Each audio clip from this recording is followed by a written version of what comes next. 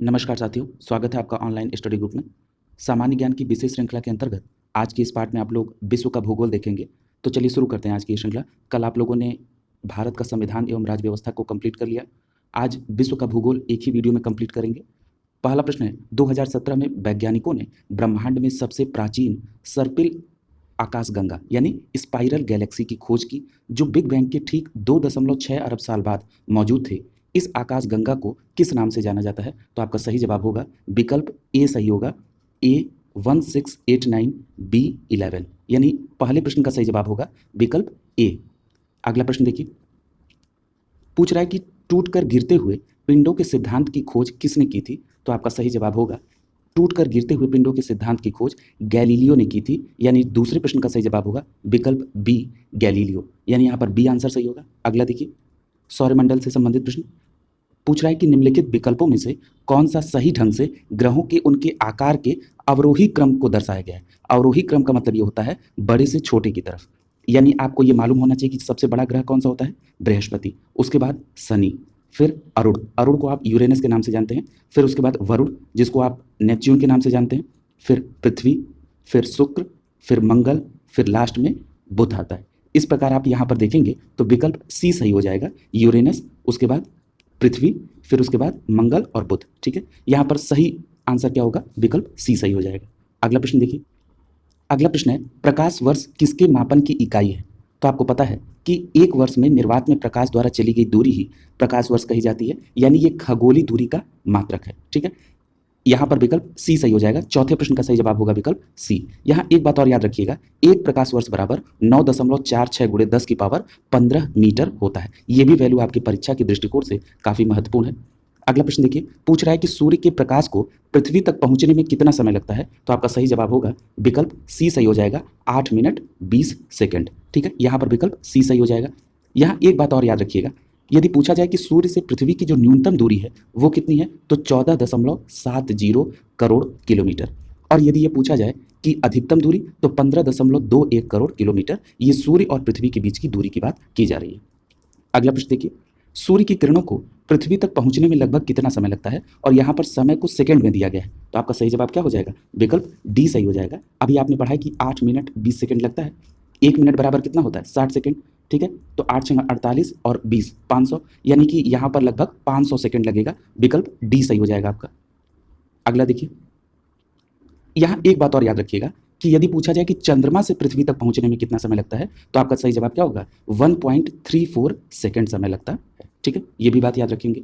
अगला प्रश्न है कि सौरमंडल की उत्पत्ति से संबंधित इनमें से कौन सा सिद्धांत सही ढंग से मेल खाता है? तो आप देख लीजिए, इसमें पहला दिया है नेबुलर परिकल्पना। तो नेबुलर परिकल्पना किसके द्वारा दी गई है? तो आप जानते हैं नेबुलर परिकल्पना पियरे साइमन डी लाप्लास द्वारा दी गई है। ठीक है, यानी ये पहला परिकल्पना आर्किमिडीज दे रहा है, ये गलत है। नेबुलर परिकल्पना किसके द्वारा दी गई थी? पियरे साइमन डी लाप्लास के द्वारा।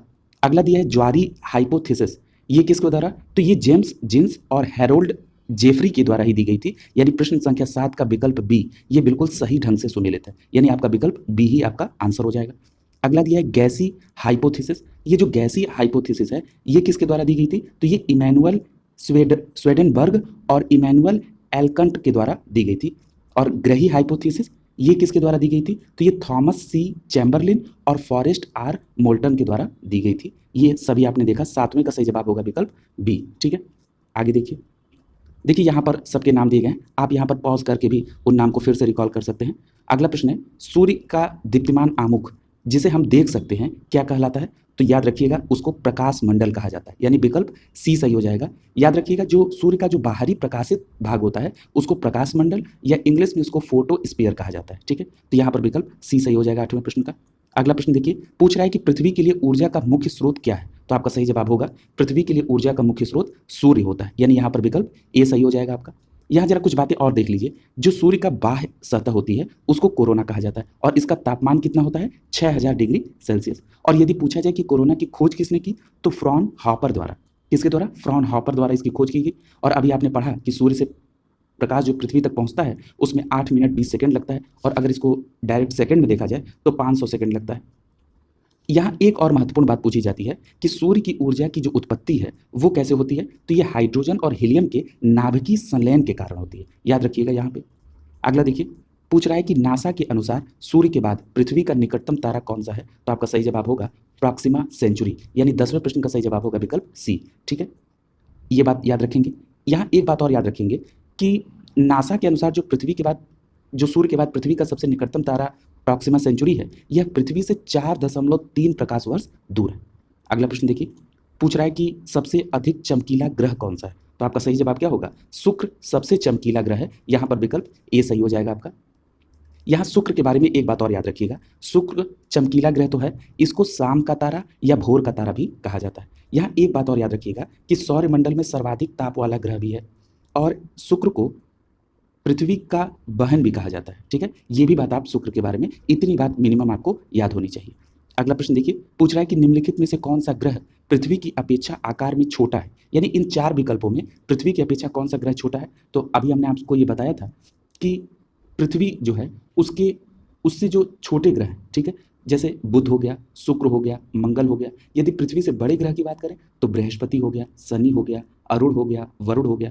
तो यहाँ पर आपका कौन सा विकल्प सही हो जाएगा? तो यहाँ पर विकल्प आपका बी सही हो जाएगा, शुक्र पृथ्वी की अपेक्षा छोटा ग्रह। ठीक है, तो यहाँ पर बी आंसर सही हो जाएगा। अगला प्रश्न देखिए,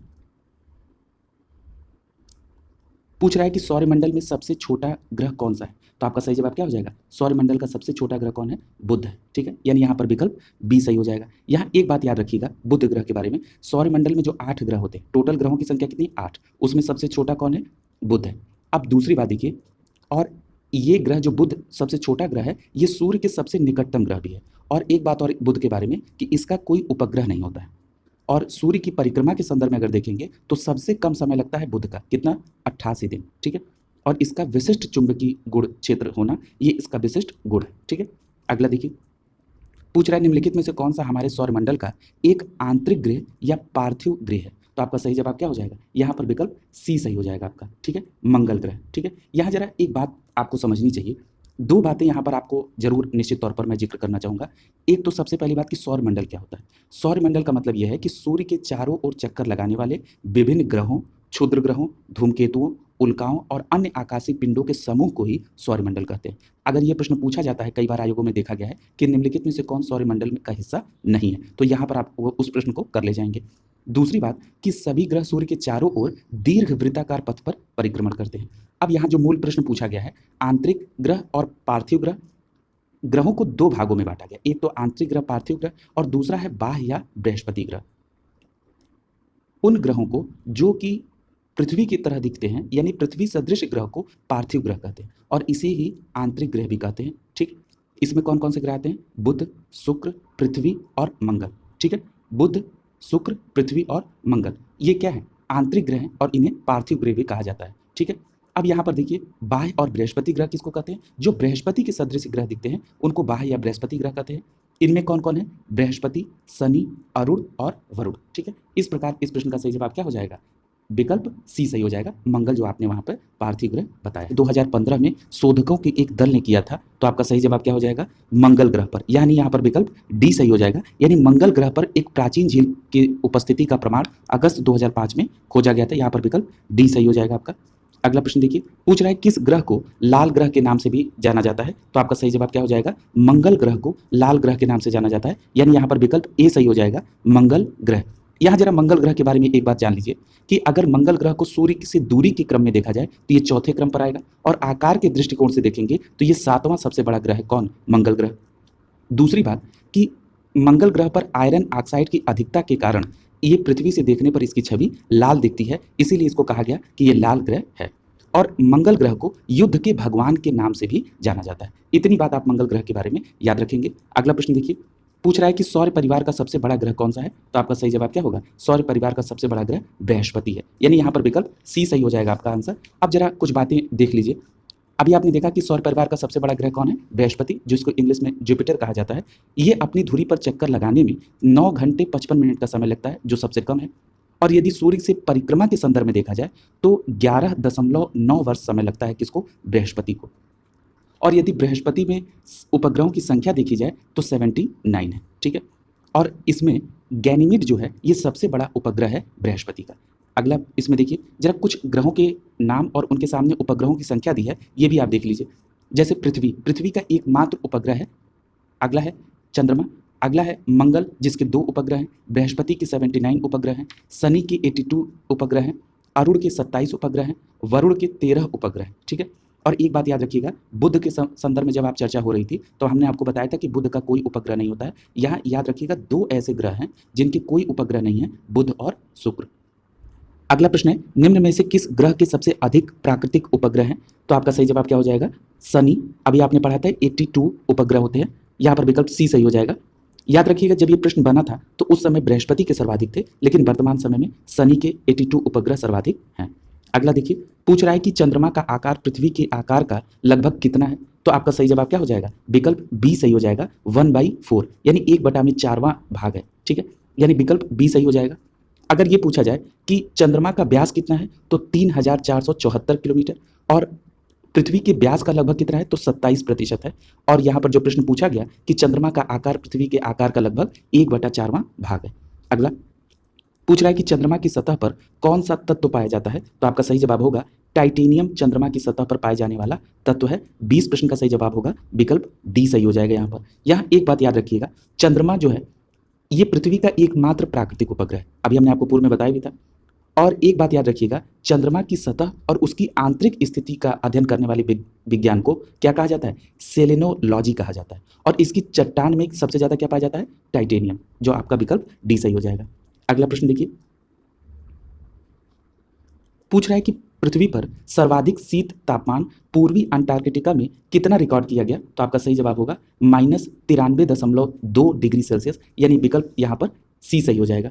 अगला देखिए, पूछ रहा है कि पृथ्वी की संरचना में रासायनिक लौह तत्व यानी आयरन की कितनी प्रतिशत मात्रा होती है? तो आपका यहाँ पर विकल्प डी सही हो जाएगा, लगभग 32 से 35% तक। और याद रखिएगा जो पृथ्वी की संरचना में आयरन होता है ये 32.1 होता है, जो कि 32 से 35 के डी कैटेगरी में बिल्कुल सही हो रहा है, यानी 22 का सही जवाब होगा विकल्प डी।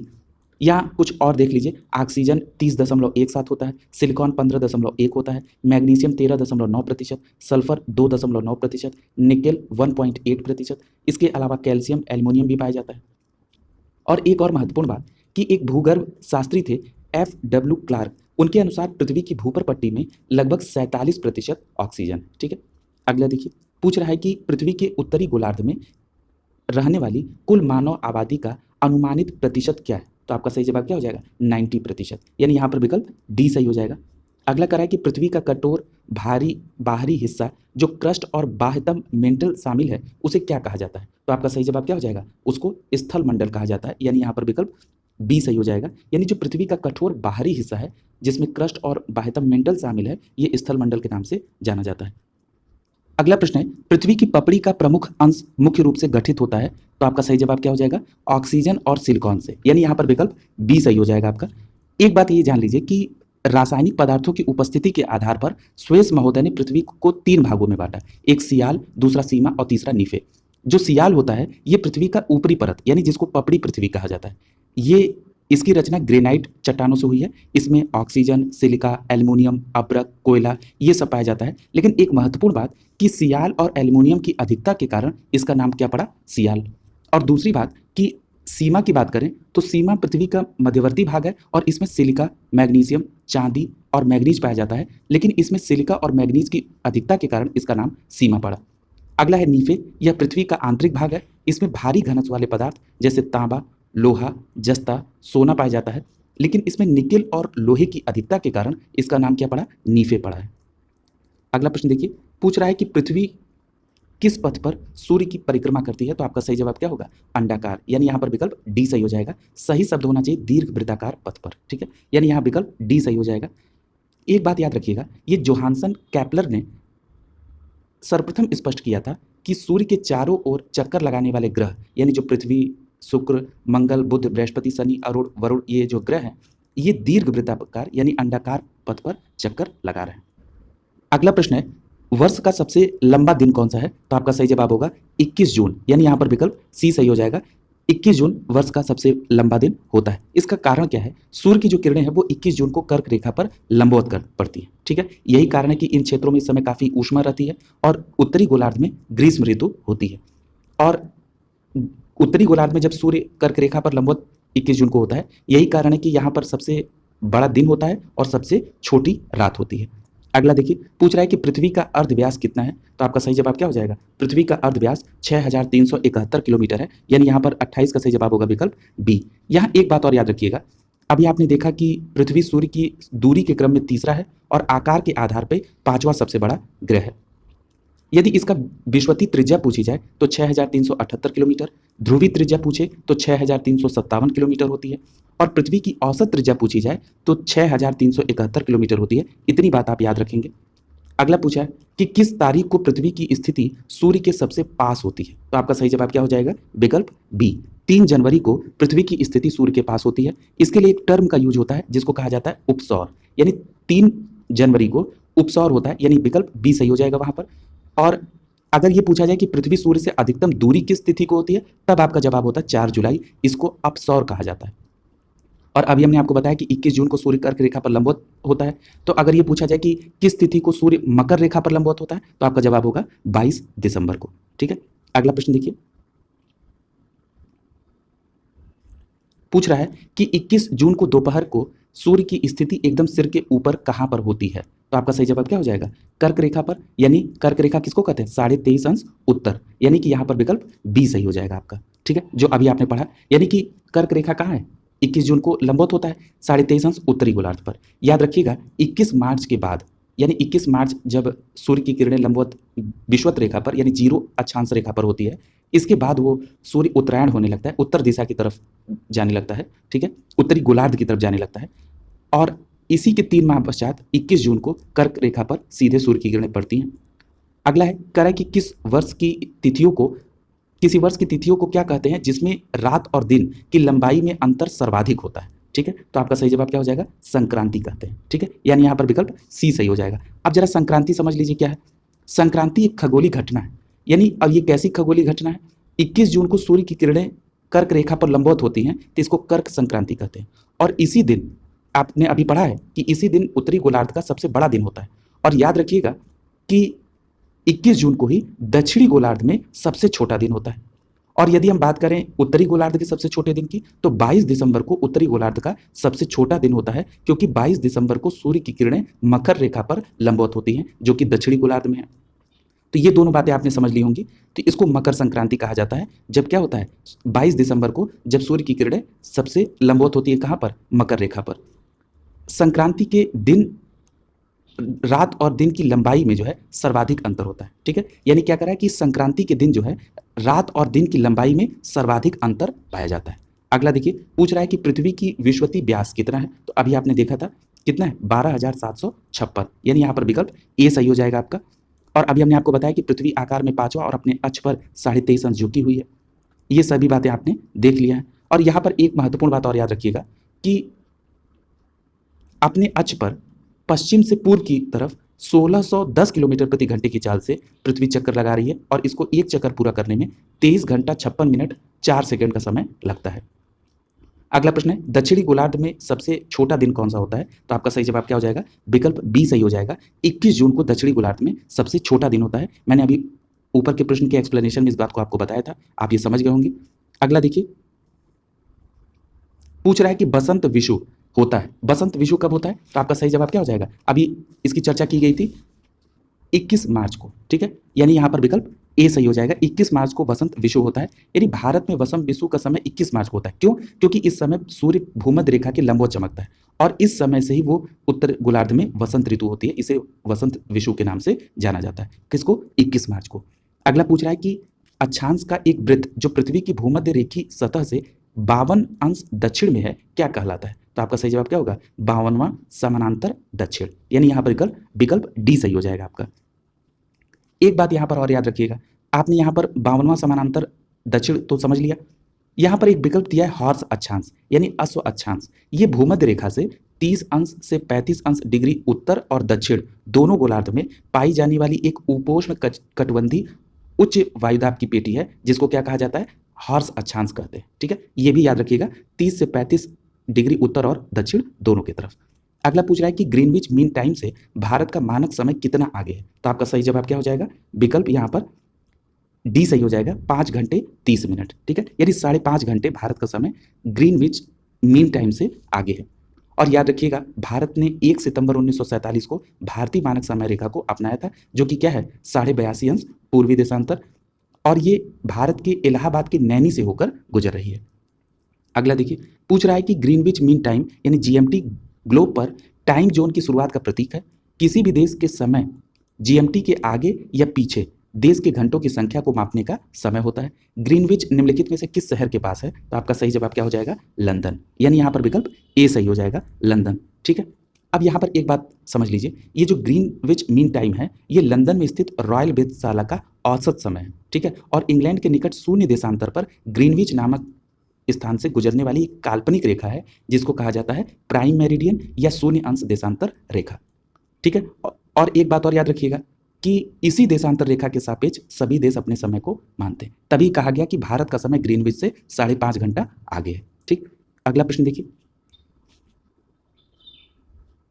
पूछ रहा है कि कर्क रेखा कहाँ से गमन करती है? तो आपको पता है कि कर्क रेखा इसमें भारत और सऊदी अरब से गुजरती है, यहाँ पर विकल्प सी सही हो जाएगा। ठीक है, कर्क रेखा एशिया महाद्वीप में सऊदी अरब और भारत से होकर गुजरती है। यदि भारतीय राज्यों की बात करें तो भारत के 8 राज्यों से होकर कर्क रेखा गुजरती है। कहाँ कहाँ से? गुजरात, राजस्थान, मध्य प्रदेश, छत्तीसगढ़, झारखंड, पश्चिम बंगाल, त्रिपुरा और मिजोरम। ठीक है, इतनी बात याद रखेंगे। और आपने अभी पढ़ा है कि कर्क रेखा उत्तरी गोलार्ध में यानी उत्तर की तरफ 23.5 डिग्री पर। अगला पूछ रहा है कि 1 अक्षांश डिग्री कितने किलोमीटर को दर्शाता है? ठीक है, यानी यहाँ पर ये बात समझ लीजिए कि जब आप एक अक्षांश से दूसरे अक्षांश पर जाते हैं, यानी इस एक अक्षांश का जब डिफरेंस है वो किलोमीटर में कितना है, तो आपका सही जवाब होगा 111 किलोमीटर, विकल्प ए सही हो जाएगा यहाँ पर। और जो 0 अंश अक्षांश रेखा होती है इसको विषुवत रेखा या भूमध्य रेखा कहा जाता है। ठीक है, और एक बात याद रखिएगा, जब पृथ्वी की सतह पर जब आप बनाते हैं तो जो आप क्षैतिज रेखा खींचते हैं, जो क्षैतिज वृत्त बनता है वो कैसा होता है? अक्षांश कहलाता है। ठीक है, और एक और महत्वपूर्ण बात जो आपको यहाँ पर याद रखनी चाहिए कि अगर आप यहाँ से देखेंगे उत्तरी गोलार्ध की तरफ 0 अंश से तो 90 अक्षांश होगा और दक्षिणी गोलार्ध की तरफ 90 अक्षांश होगा। इसका मतलब ये है कि अगर ये पूछा जाए कि अक्षांशों की कुल संख्या तो आपका जवाब होगा 181। ठीक है, और 2 अक्षांशों के बीच की दूरी जो प्रश्न में पूछा गया वो 111 किलोमीटर होता है। ठीक है, इतनी बात याद हो गई। यहाँ एक बात और याद रखिएगा कि अक्षांशों की लंबाई विषुवत रेखा से उत्तर तथा दक्षिण जाने पर घटती है। ठीक है, ये भी बात याद रखिएगा।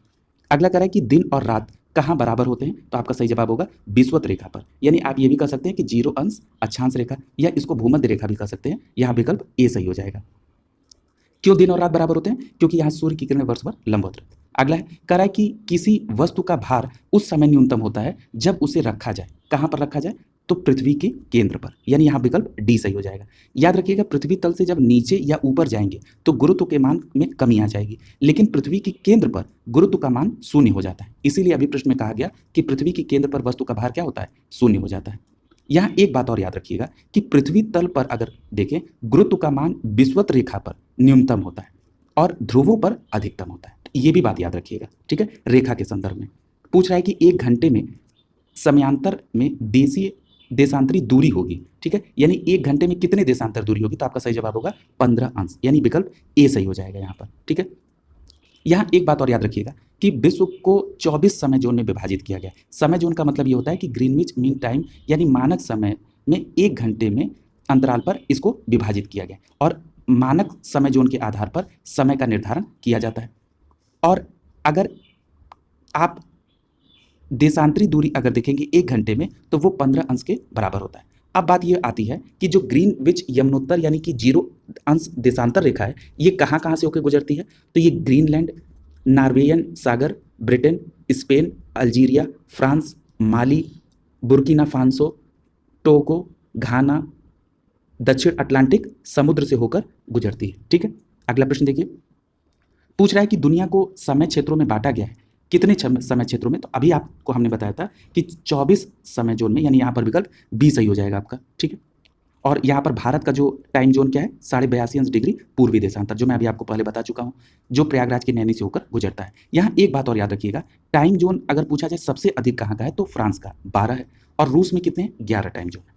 अगला प्रश्न पूछ रहा है कि कहाँ प्राचीन विशाल एकीकृत महाद्वीप यानी कि सुपर कॉन्टिनेंट पेंजिया का दक्षिणी भाग जिसमें उत्तरी भाग में अंगारा भूमि उपस्थित है? जरा इसको समझ लीजिएगा, ये काफ़ी इंटरेस्टिंग टॉपिक भी है और काफ़ी महत्वपूर्ण भी है, कई बार ये परीक्षाओं में पूछा गया है। यहाँ आपका जवाब होगा गोंडवाना भूमि, यानी गोंडवाना भूमि जो है ये प्राचीन विशाल एकीकृत महाद्वीप पेंजिया का दक्षिणी भाग है। ठीक है। और इसके उत्तर भाग को क्या कहते हैं, अंगारा लैंड, ठीक है, या इसको लॉरेंसिया के नाम से भी जानते हैं उत्तरी भाग को, और दक्षिणी भाग को किस नाम से जानते हैं, गोंडवाना लैंड। विकल्प डी सही हो जाएगा यहाँ। अब जरा इस बात को ये समझ लीजिए, वेगनर के महाद्वीपीय विस्थापन का एक सिद्धांत दिया वेगनर महोदय ने, और कहा कि कार्बोनिफेरस युग में जो पृथ्वी का जो स्थलखंड है वो आपस में जुड़ा हुआ था, और इस पूरे जुड़े हुए स्थलखंड को पैंजिया नाम से जाना जाता था।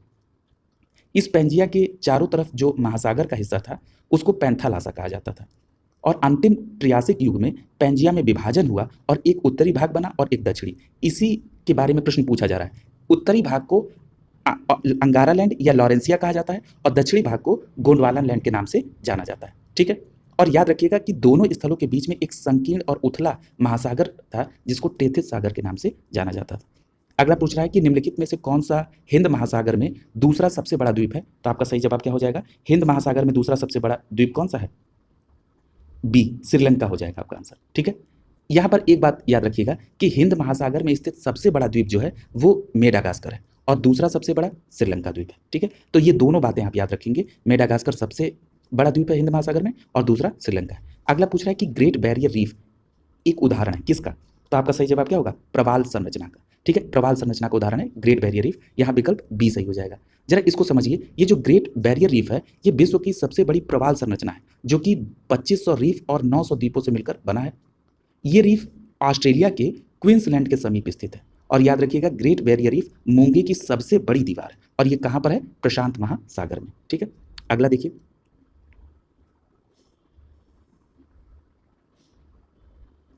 अगला प्रश्न है जापान में होन्सू नामक द्वीप किसके लिए प्रसिद्ध है, तो आपका सही जवाब होगा होन्सू द्वीप इसमें तेल के लिए प्रसिद्ध है, यहाँ विकल्प सी सही हो जाएगा। यहाँ एक बात याद रखिएगा कि होन्सू जापान का सबसे बड़ा द्वीप है, और दुनिया के अगर द्वीपों में देखेंगे तो ये 7वां सबसे बड़ा द्वीप है, और इस द्वीप पर अधिकतर भाग पहाड़ी है, ठीक है, जिस पर बहुत सारे ज्वालामुखी फैले हुए हैं। अगर इस द्वीप पर अधिकता की बात करेंगे यानी किसके लिए प्रसिद्ध है, तो ये तेल, जस्ता और तांबा यहाँ पर ज़्यादा पाया जाता है, इसके लिए प्रसिद्ध है। अगला प्रश्न है ग्रीनलैंड कहाँ पर स्थित है, तो आपका सही जवाब होगा ग्रीनलैंड उत्तरी अटलांटिक महासागर, यानी आपका विकल्प क्या सही हो जाएगा, डी सही हो जाएगा। यहाँ पर एक बात याद रखिएगा कि ग्रीनलैंड दुनिया का सबसे बड़ा द्वीप है, ठीक, और दूसरी बात कि यह उत्तरी अमेरिका और यूरोप के बीच उत्तरी अटलांटिक महासागर में स्थित है, और ग्रीनलैंड की अगर राजधानी पूछी जाए तो नुक है, ठीक है, ये भी बात याद रखेंगे। अगला पूछ रहा है कि विश्व का सबसे बड़ा द्वीप कौन सा है, तो आपका सही जवाब क्या हो जाएगा, ग्रीनलैंड, विकल्प सी सही हो जाएगा। यहाँ पर अगर हम कुछ प्रमुख द्वीप की बात करें तो सबसे बड़ा ग्रीनलैंड, उसके बाद न्यू गिनी, उसके बाद बोर्नियो, फिर मेडागास्कर, बेफिन द्वीप, सुमात्रा द्वीप और होन्सू द्वीप। इस क्रम को भी याद रखेंगे, यह अवरोही क्रम है यानी बड़े से छोटे की तरह। अगला पूछ रहा है कि ग्रेनाडा स्थित है, ग्रेनाडा कहाँ पर स्थित है, तो ये कैरेबियन सागर में स्थित है, विकल्प आपका बी सही हो जाएगा यहाँ पर, ठीक है। यहाँ एक बात और याद रखिएगा कि ये जो ग्रेनाडा है ये एक कैरेबियन द्वीप है जो कैरेबियन सागर और अटलांटिक महासागर के बीच में स्थित है, ठीक है, और इसकी जो समुद्री तटरेखा है वो 121 किलोमीटर है। अगला प्रश्न है इनमें कौन सा महाद्वीप सही ढंग से अपने सबसे बड़े क्षेत्र में मेल, मतलब ये पूछ रहा है कौन सा महाद्वीप और कहाँ पर, कह रहा है कि एशिया, ठीक है। तो यहाँ पर एशिया में देखिए आपका विकल्प क्या सही हो जाएगा, एशिया में इंडिया, ठीक है। तो ये कह रहा है सही मेल, तो सही मेल तो नहीं है, क्यों, क्योंकि एशिया में क्या है, यहाँ पर तो चीन होना चाहिए, ठीक है। यही पूछ रहा है ना कि महाद्वीप और सबसे बड़े देश, तो ये एशिया में तो चीन हो जाएगा। अफ्रीका की बात करें तो अफ्रीका में क्या हो जाएगा, अफ्रीका में आपका अल्जीरिया आ जाएगा, ठीक है, यानी ये भी सुमेलित नहीं है। अगला है उत्तरी अमेरिका, तो उत्तरी अमेरिका में क्या हो जाएगा, कनाडा आ जाएगा, ये भी मेल नहीं कर रहा है। अगला है दक्षिण अमेरिका, दक्षिण अमेरिका में ब्राज़ील सबसे बड़ा देश है, ठीक है, यानी यहाँ पर विकल्प डी सही हो जाएगा, ये बिल्कुल मेल खाता है, ठीक है। यहाँ देखिए नाम भी दिया है, एशिया में चीन सबसे बड़ा है, सबसे छोटा देश कौन है, मालदीव, अफ्रीका में सबसे बड़ा अल्जीरिया है, और सबसे छोटा देश कौन है, मेओटा, उत्तरी अमेरिका में सबसे बड़ा देश कौन सा है, कनाडा, और सबसे छोटा देश कौन है, सेंट पियरे, दक्षिण अमेरिका में सबसे बड़ा देश ब्राज़ील, और सबसे छोटा देश कौन है, फॉकलैंड द्वीप, और यूरोप में सबसे बड़ा देश कौन है, रूस, और सबसे छोटा देश कौन है, वेटिकन सिटी, ऑस्ट्रेलिया का सबसे बड़ा देश कौन है, ऑस्ट्रेलिया, और सबसे छोटा देश कौन है, नॉर्वे, ठीक है।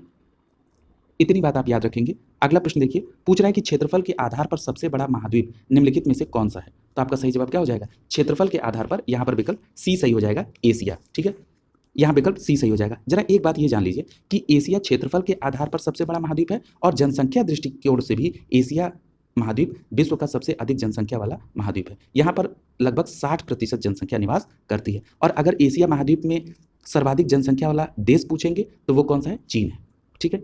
और एशिया महाद्वीप में जनसंख्या घनत्व किसका सर्वाधिक है? तो सिंगापुर का। ठीक है, याद रखिएगा। और भारत में विश्व का 17.6% जनसंख्या निवास करती है। अगला प्रश्न है, इनमें से किस महाद्वीप में सवाना घास के मैदान नहीं पाए जाते? तो आपका सही जवाब क्या हो जाएगा? सवाना घास के मैदान यूरोप में नहीं पाए जाते। यहाँ विकल्प बी सही हो जाएगा। याद रखिएगा, जो उष्णकटिबंधीय घास के मैदान हैं इनको सवाना घास के मैदान कहते हैं। और महाद्वीपों में सवाना घास के मैदान अफ्रीका, अमेरिका, ऑस्ट्रेलिया और दक्षिण पूर्वी एशिया में पाए जाते हैं। ठीक है, और यूरोप में सवाना घास के मैदान नहीं पाए जाते। ठीक है, क्यों? क्योंकि यहाँ पर जो ये किसमें है? शुष्क इलाके में। ठीक है, ये पाए जाते हैं। ठीक है, अगला देखिए, पूछ रहा है कि विश्व का चौथा सबसे बड़ा महाद्वीप कौन सा है? तो आपका सही जवाब क्या हो जाएगा? यहाँ विकल्प सी सही हो जाएगा, दक्षिण अमेरिका। ठीक है, जरा महाद्वीपों का एक क्रम देख लीजिए। सबसे बड़ा एशिया, दूसरे नंबर पे अफ्रीका, तीसरे नंबर पे उत्तरी अमेरिका, चौथे नंबर पे दक्षिणी अमेरिका, पांचवा है अंटार्कटिका, छठवां है यूरोप और सातवां है किसका? ऑस्ट्रेलिया का। ठीक है, तो ये क्रम भी आप याद रखेंगे। पूछ रहा है कि पृथ्वी पर सबसे बड़ा महाद्वीप कौन सा है? तो आपका सही जवाब क्या हो जाएगा? पृथ्वी पर सबसे बड़ा महाद्वीप एशिया महाद्वीप है। विकल्प ए सही हो जाएगा। यहाँ पर यहाँ एक बात याद रखिएगा कि पृथ्वी पर आपने अभी पढ़ लिया कि सबसे बड़ा महाद्वीप कौन सा है? एशिया महाद्वीप है। और संसार का लगभग 29.9 यानी 30% भूभाग पर ये विस्तृत है और 60% जनसंख्या एशिया में निवास करती है। ठीक है, अब यहाँ पर एक बात और याद रखिएगा कि एशिया महाद्वीप से होकर गुजरने वाली यदि 3 प्रमुख अक्षांशीय वृत्त की बात करें तो वो है विषुवत वृत्त, अगला है कर्क और इसके बाद आर्कटिक वृत्त एशिया महाद्वीप से होकर गुजरता है। यदि हम एशिया और यूरोप के बीच बनने वाली सीमा की बात करें तो यूराल पर्वत, कैस्पियन सागर, काकेकश पर्वत और काला सागर ये मिलकर एशिया और यूरोप के बीच में सीमा बनाते हैं।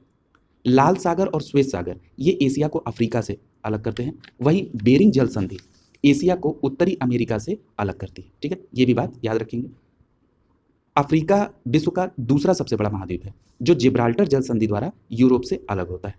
और अफ्रीका एकमात्र ऐसा महाद्वीप है जिससे होकर विषुवत रेखा, कर्क रेखा और मकर रेखा ये तीनों प्रमुख रेखाएं गुजरती हैं। अगला प्रश्न देखिए, पूछ रहा है कि महाद्वीप जिसे the land of golden fleece के नाम से जाना जाता है। तो आपका सही जवाब क्या होगा? ऑस्ट्रेलिया, यानी यहाँ विकल्प डी सही हो जाएगा। एक बात याद रखिएगा कि ऑस्ट्रेलिया महाद्वीप को the land of golden fleece कहा जाता है। इसे लैंड ऑफ कंगारू या प्यासी भूमि का देश भी कहा जाता है। और ऑस्ट्रेलिया को लघु महाद्वीप के नाम से भी जाना जाता है। इन उपनाम को भी आप याद रखेंगे। अगला प्रश्न यहाँ पर महासागर महासागरी धाराओं से पूछ रहा है कि निम्नलिखित में से कौन दुनिया का सबसे बड़ा नदी द्वीप है? तो आपका सही जवाब क्या हो जाएगा? माजुली, जो कि असम में है, ये दुनिया का सबसे बड़ा नदी द्वीप है। याद रखिएगा, ये असम राज्य में ब्रह्मपुत्र नदी के मध्य में स्थित है। और ये जो द्वीप माजुली द्वीप है ये उत्तर में सुबनसिरी नदी और दक्षिण में ब्रह्मपुत्र नदी पर निर्मित है। इसका क्षेत्रफल 880 वर्ग किलोमीटर है। इसे हाल ही में जिला भी घोषित किया गया है। अगला है कि पृथ्वी पर कितने प्रतिशत ताजा जल क्षेत्र उपलब्ध है? तो आपका सही जवाब क्या हो जाएगा? यहाँ पर विकल्प बी सही हो जाएगा, 3%। जरा इसको समझ लीजिए। पृथ्वी पर अगर देखें धरातल पर तो 71% भाग क्या है? जल से आच्छादित है। इसीलिए पृथ्वी को जलीय ग्रह या नीला ग्रह भी कहा जाता है। और एक और महत्वपूर्ण बात कि उत्तरी गोलार्ध का अगर क्षेत्रफल के आधार पर देखें तो 60.7% भाग पर जल है और दक्षिणी गोलार्ध में 80.9% भाग पर जल है। ठीक है, लेकिन पृथ्वी पर जो कुल जल का भाग है उसका 97% भाग दोनों गोलार्धों में कहाँ पर है? खारे जल के तौर पर महासागरों में मौजूद है। और 3% जल जो है ये ताजे जल के तौर पर है, जो प्रश्न में पूछा गया है। इसलिए विकल्प बी सही हो जाएगा। अगला कह रहा है कि जल चक्र में बादलों का गठन निम्नलिखित में से किस प्रक्रिया के द्वारा होता है? ठीक है, तो आपका सही जवाब क्या हो जाएगा? यहाँ पर विकल्प बी सही हो जाएगा, संघनन के कारण। ठीक है, यहाँ विकल्प बी सही हो जाएगा।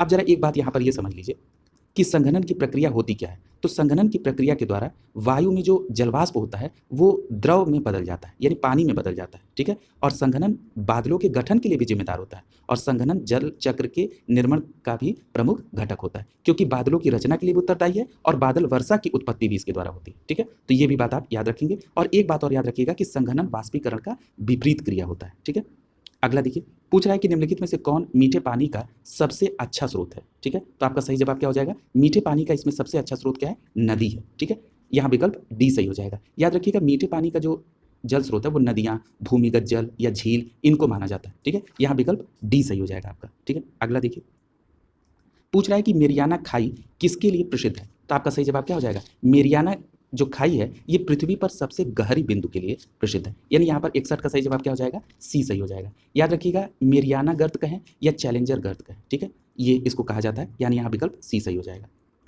ये प्रशांत महासागर में है। ठीक है, और इसकी जो उत्पत्ति है मेरियाना गर्त की, ये प्लेटों के खिसकने से हुई है और इस गर्त की खोज 1948 में HMS चैलेंजर सेकंड नामक जलयान द्वारा की गई थी और इसकी अनुमानित गहराई कितनी है? 11,022 मीटर है और ये विश्व का सबसे गहरा गर्त है। और कहाँ पर है? अगला प्रश्न है, प्रसिद्ध जावा ट्रेंच नामक सबसे गहरा स्थल किस महासागर में स्थित है? तो आपका सही जवाब हो जाएगा हिंद महासागर में, यानी विकल्प यहाँ पर सी सही हो जाएगा। एक बात याद रखिएगा, ये जो हिंद महासागर में जावा ट्रेंच है, ठीक है, इसको सुंडा गर्त की भी कहते हैं और इसकी गहराई कितनी है? 7,450 मीटर है। और एक और महत्वपूर्ण बात कि ये हिंद महासागर का सबसे बड़ा गर्त है, ठीक है, जो हिंद महासागर के उत्तर पूर्व दिशा में स्थित है, ठीक है। अगला देखिए, और अगर ये पूछा जाए कि विश्व का सबसे गहरा गर्त, तो अभी आपने ऊपर पढ़ा था मेरियाना गर्त जो कि प्रशांत महासागर में स्थित है। अगला कह रहा है कि हिंद महासागर के सबसे गहरे बिंदु के रूप में जाना जाता है, तो फिर वही रिपीट है, सुंडा ट्रेंच यानी जावा ट्रेंच, यानी विकल्प बी सही हो जाएगा यहाँ पर। अगला देखिए, पूछ रहा है कि समुद्री जल का औसतन खारापन होता है तो कितना? तो याद रखिएगा, समुद्री तल का जो औसतन खारापन है वो 35% होता है, यहाँ विकल्प सी सही हो जाएगा आपका, ठीक है। यहाँ एक बात और याद रखिएगा कि सामान्य रूप से जो सागरी लवणता है वो प्रति 1000 ग्राम जल में उसको मापा जाता है, ठीक है। और एक और महत्वपूर्ण बात कि तुर्की की वान झील जो है ये लवणता इसमें सबसे अधिक है, ठीक है। और जो समुद्री जल में जो खारापन होता है ये सोडियम क्लोराइड की उपस्थिति के कारण होता है, यानी NaCl के कारण, ठीक है। ये भी बात आप याद रखेंगे। अगले प्रश्न की तरफ चल रहे हैं। पूछ रहा है कि निम्नलिखित में से किस सागर का जल सर्वाधिक खारा होता है? तो आपका सही जवाब क्या हो जाएगा? इसमें आपका विकल्प डी सही हो जाएगा, मृत सागर, ठीक है। एक बात याद रखिएगा कि अभी हमने आपको बताया कि लवणता किसमें मापी जाती है? प्रति 1000 में व्यक्त की जाती है और समुद्री जल का जो औसत लवणता है वो कितना है? 35 प्रति 1000 है, ठीक है। यानी 35% आपने कहा था तो उसका मतलब क्या हो गया? 35 ग्राम प्रति 1000, ठीक है। यहाँ एक बात याद रखिएगा कि जो तुर्की की वान झील है वो लवणता इसमें सबसे अधिक है और दूसरी सबसे अधिक लवणता वाली कौन है? मृत सागर। लेकिन यहाँ पर चूंकि विकल्प में वान झील नहीं दिया गया था इसलिए आप यहाँ पर मृत सागर को सही मानेंगे, ठीक है। और एक और महत्वपूर्ण बात कि अगर समान खारेपन वाले स्थानों को मिलाती हुई रेखा को खींची जाए तो उसको कहते हैं समलवण रेखा और 20 अंश से 40 अंश उत्तरी अक्षांश में और 10 अंश से 30 अंश दक्षिणी अक्षांश में सबसे अधिक लवणता पाई जाती है। अगला प्रश्न है, निम्नलिखित में से कौन सा महासागर सबसे छोटा है? तो आपका सही जवाब क्या हो जाएगा? आर्कटिक महासागर, ठीक है। यानी यहाँ पर विकल्प आपका सी सही हो जाएगा, ठीक है, सबसे छोटा। अब यहाँ पर जरा महासागर का क्षेत्रफल के आधार पर जरा घटता हुआ क्रम देख लीजिए। सबसे बड़ा क्या है? प्रशांत महासागर, उसके बाद अटलांटिक महासागर, फिर हिंद महासागर, उसके बाद आर्कटिक महासागर, ठीक है। यानी इन 4 विकल्पों में सबसे छोटा आर्कटिक महासागर। अगला देखिए, पूछ रहा है कि यूरेशियाई प्लेट और भारतीय प्लेट के टकराव पर सिकुड़न के फलस्वरूप निर्मित लंबवत घाटी क्या नाम है उसका? तो आपका सही जवाब क्या हो जाएगा? डेंस, यानी यहाँ पर विकल्प डी सही हो जाएगा आपका, ठीक है। और एक बात और याद रखिएगा कि ये किसके द्वारा हुआ था? तो ये यूरेशियन प्लेट और भारतीय प्लेट के टकराने से, ठीक है। अगला कह रहा है कि यूरोप में उच्चतम पर्वत शिखरों में से एक माउंट एल्ब्रस कहाँ पर स्थित है? तो आपका सही जवाब क्या हो जाएगा? माउंट एल्ब्रस जो है ये रूस में स्थित है, ठीक है। यानी यहाँ विकल्प सी सही हो जाएगा। और रूस को आप जानते हैं कि क्षेत्रफल की दृष्टि से संसार का सबसे बड़ा देश है और इसका विस्तार 2 महाद्वीप में है, ये यूरोप में भी है और एशिया महाद्वीप में भी है। और यूरोप में उच्चतम पर्वत शिखरों में से एक माउंट एल्ब्रस जो है ये रूस में स्थित है और इसकी ऊंचाई 5,633 मीटर है। अगला प्रश्न है, तनामी रेगिस्तान निम्नलिखित में से किस देश में स्थित है? तो आपका सही जवाब होगा ऑस्ट्रेलिया में, यानी यहाँ पर विकल्प सी सही हो जाएगा आपका, ठीक है। तनामी रेगिस्तान ऑस्ट्रेलिया में। याद रखिएगा, तनामी जो ऑस्ट्रेलिया क्या है ये द ग्रेट सैंडी रेगिस्तान के पूर्व में स्थित है। जो तनामी रेगिस्तान है ये ऑस्ट्रेलिया की द ग्रेट सैंडी रेगिस्तान की किस साइड में है? पूर्व में स्थित है। और इस रेगिस्तान का क्षेत्रफल कितना है? तो आपका सही जवाब क्या हो जाएगा? 37,500 वर्ग किलोमीटर। और तनामी पृथ्वी का शुष्क स्थल और प्रमुख विलगित रेगिस्तान भी, ठीक है। तो इतनी बातें आप यहाँ पर याद रखेंगे। अगर यहाँ की हम रेगिस्तान की बात करें तो इस रेगिस्तान में कुछ वनस्पतियाँ भी होती हैं। उस वनस्पति में घास का जो नाम है जो यहाँ प्रसिद्ध है उसका नाम क्या है? स्पिनीफेक्स घास, जो कि नुकीली पत्ती वाली होती है। इसके अलावा बबूल और कुछ अन्य झाड़ियाँ भी यहाँ उपस्थित हैं। इस क्षेत्र में लाल रंग के कंगारू पाए जाते हैं। अगला कह रहा है कि विश्व का सबसे बड़ा गर्म रेगिस्तान कौन सा है? तो आपका सही जवाब क्या हो जाएगा? विश्व का सबसे गर्म रेगिस्तान सहारा रेगिस्तान है। यहाँ पर विकल्प क्या सही हो जाएगा? बी सही हो जाएगा आपका, ठीक है। जरा यहाँ कुछ बातों को और देख लीजिए। ये जो सहारा मरुस्थल है ये अफ्रीका महाद्वीप के उत्तर पश्चिम भाग में फैला हुआ है और इसका विस्तार अल्जीरिया, चाड, लीबिया, माली, मारिटानिया, नाइजर, सूडान, ट्यूनेशिया, मिस्र, मैक्सिको तक है। और यदि हम कुछ अन्य जो कि विकल्प में दिए गए हैं, जैसे थार मरुस्थल, ये उत्तर पश्चिम भारत यानी राजस्थान में, गोबी मरुस्थल मंगोलिया चीन में, मोजाबे ये दक्षिणी कैलिफोर्निया यूएसए में। ठीक है, यानी इन मरुस्थल क्षेत्रों को भी आप याद रखेंगे। अगला करा है कि कजाइल कुम रेगिस्तान कहाँ पर स्थित है। तो आपका सही जवाब क्या होगा, कजाइल कुम रेगिस्तान कहाँ पर है। तो ये कजाइल कुम रेगिस्तान जो है ये यहाँ पर उज्बेकिस्तान और तुर्कमेनिस्तान दोनों जगह पर है, इसलिए आपका विकल्प यहाँ पर सी और डी दोनों सही हो जाएगा। एक बात याद रखिएगा, ये जो कजाइल कुम रेगिस्तान है ये उज्बेकिस्तान, कजाकिस्तान और तुर्कमेनिस्तान इन जगहों पर है। इसका क्षेत्रफल 2,98,000 वर्ग किलोमीटर, और यह रेगिस्तान सिर सदिया और अमू सदिया इन दो नदी दोआबों के मध्य में स्थित है। कौन, कराइल कुम रेगिस्तान। ठीक है, अगला देखिए, पूछ रहा है कि निम्नलिखित में से कौन सा देश आंशिक या पूर्ण रूप से सहारा रेगिस्तान में नहीं आता है। तो आपका सही जवाब क्या हो जाएगा, यहाँ विकल्प सी सही हो जाएगा। नाइजर आंशिक या पूर्ण रूप से सहारा रेगिस्तान में नहीं आता है, यहाँ विकल्प सी सही हो जाएगा। याद रखिएगा, अभी आपने पढ़ा था कि सहारा जो है ये विश्व का सबसे विशालतम गर्म ज्वालामुखी है, और ये अफ्रीका के उत्तर पश्चिम भाग में अटलांटिक महासागर से लाल सागर तक और सूडान के उत्तर और एटलस पर्वत के दक्षिण में फैला है। कौन, सहारा मरुस्थल। ये एक बात और याद रखिएगा कि यह क्षेत्रफल में यूरोप के लगभग बराबर है और भारत के क्षेत्रफल से दुगने से भी अधिक है। और यदि हम सहारा मरुस्थल के विस्तार की बात करें तो Mali, Morocco, Mauritania, Niger, Tunisia, Libya, Algeria, Chad, Sudan, मिस्र, मोरक्को देश तक विस्तृत है। ठीक है, और यदि हम नाइजर की बात करें तो आपको यहाँ पर कहीं नाइजर का जिक्र नहीं आया, नाइजर सहारा रेगिस्तान में नहीं है। अगला प्रश्न है, निम्नलिखित में से कौन सी पर्वत चोटी पृथ्वी के केंद्र से दूरतम बिंदु पर है। तो आपका सही जवाब होगा माउंट चिम्बराजो, ये पर्वत चोटी पृथ्वी के केंद्र से दूरतम बिंदु पर है, यहाँ पर विकल्प आपका बी सही हो जाएगा। ठीक है, अगला देखिए, पूछ रहा है कि हिमालय के सर्वोच्च शिखर माउंट एवरेस्ट की ऊंचाई कितनी है। तो आपका सही जवाब क्या हो जाएगा, विकल्प बी सही हो जाएगा, 8,848 मीटर। ठीक है, ये आपका विकल्प बी सही हो जाएगा, और ये विश्व का सबसे ऊंचा पर्वत शिखर है। अगला देखिए, अगर बात की जाए माउंट एवरेस्ट की तो ये नेपाल और चीन की सीमा पर स्थित है। चीन और नेपाल के विदेश मंत्रालय की संयुक्त रूप से एटलस की जो ऊंचाई में थोड़ा सा अपडेट किया है वो क्या है, 8,848.86 मीटर। ठीक है, अगला देखिए, पूछ रहा है निम्नलिखित में से कौन सा उच्चतम पर्वत शिखर गैर एशियाई है। तो आपका सही जवाब क्या हो जाएगा, विकल्प डी, एकांका गुहा पर्वत। ठीक है, ये गैर एशियाई है, तो कहाँ पर स्थित है। तो याद रखिएगा, एकांका गुहा जो है ये अर्जेंटीना में स्थित है। ठीक है, यहाँ पर विकल्प आपका डी बिल्कुल सही हो जाएगा। अगला करा है कि विश्व की सबसे बड़ी पर्वत श्रृंखला कौन सी है। तो आपका सही जवाब क्या हो जाएगा, एंडीज पर्वत श्रृंखला, यहाँ पर विकल्प आपका सी सही हो जाएगा। ठीक है, अब ये एंडीज पर्वत श्रृंखला कहाँ पर है, दक्षिण अमेरिका में। दूसरा रॉकी पर्वत जो उत्तरी अमेरिका में है, फिर हिमालय है जो एशिया में है, फिर महान डिवाइडिंग श्रृंखला ऑस्ट्रेलिया में, और फिर ट्रांस अंटार्कटिका जो कि अंटार्कटिका में स्थित है। उनकी लंबाई उनके सम्मुख दी हुई है। अगला पूछ रहा है कि मरुभूमि मरुद्वीप संबंधित है। मरुद्वीप का मतलब क्या हो गया कि रेगिस्तान से संबंधित, यानी यहाँ पर विकल्प बी सही हो जाएगा आपका। अगला देखिए, पूछ रहा है कि मरुस्थलीय क्षेत्रों में वायु अपर्दन होता है क्योंकि मिट्टी को पकड़े रहने के लिए कोई पेड़ पौधे नहीं होते हैं। शुष्क भूमि में यह होने का कारण क्या है।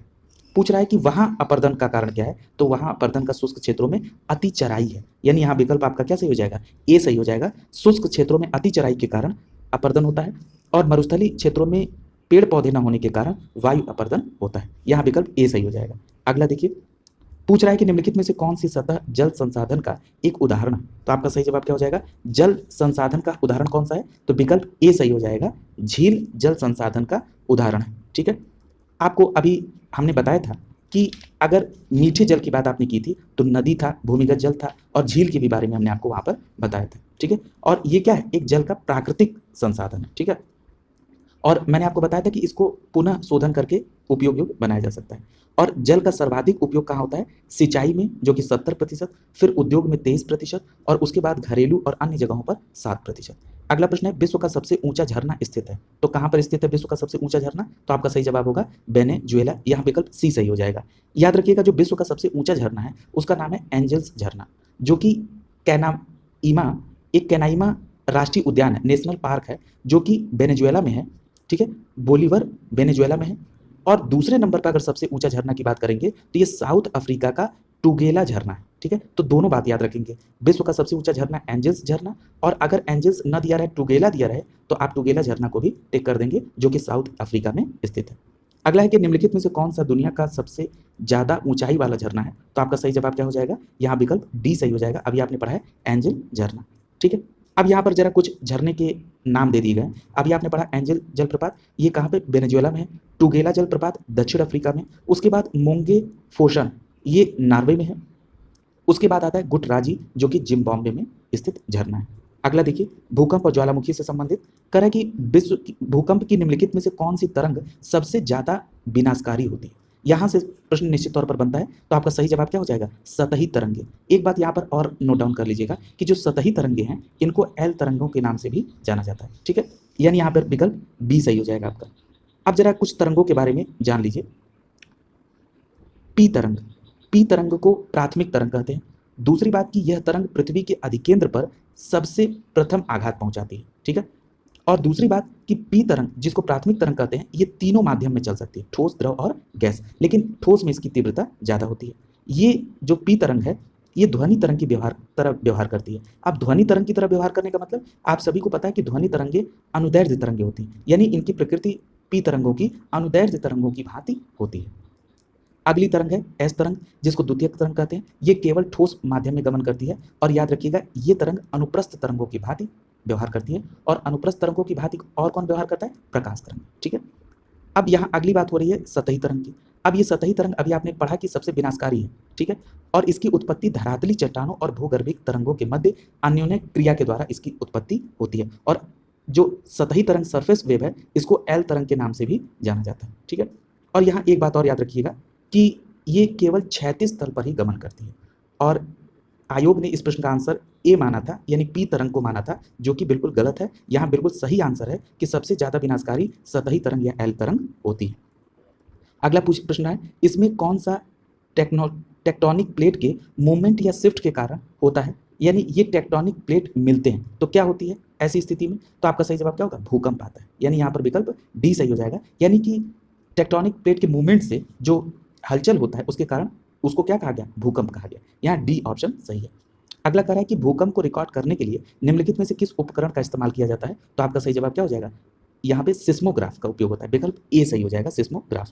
याद रखिएगा दो बातें यहाँ महत्वपूर्ण हैं कि भूकंपों का अध्ययन करने वाली शाखा को सिस्मोलॉजी कहा जाता है, और जिस उपकरण के द्वारा भूकंपीय तरंगों की तीव्रता को मापा जाता है उसको सिस्मोग्राफ कहते हैं।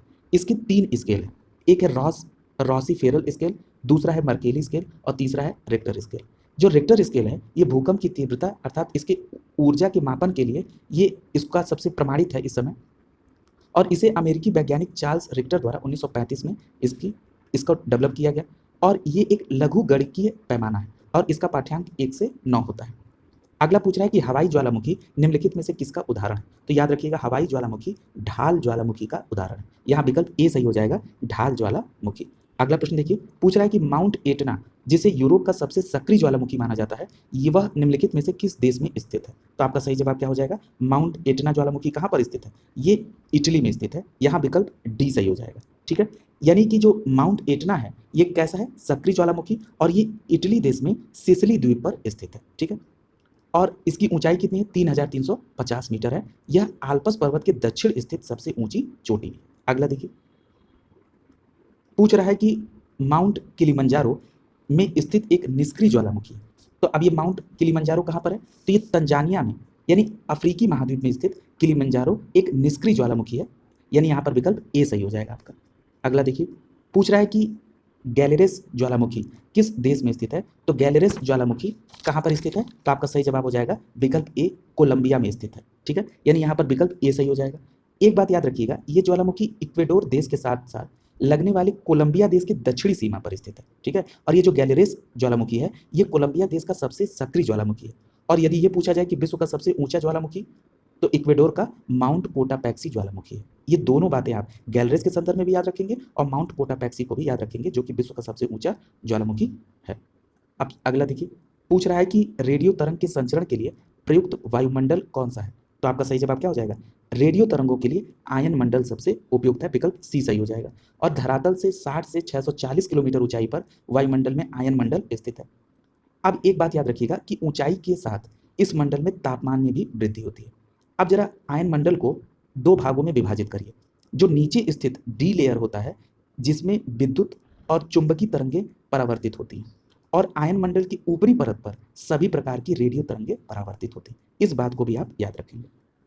अगला कह रहा है कि वायु का लगभग कितना भाग ऑक्सीजन होता है। तो आपका सही जवाब क्या हो जाएगा, यहाँ विकल्प ए सही हो जाएगा, 1/5 भाग जो है ऑक्सीजन। ठीक है, अगला देखिए,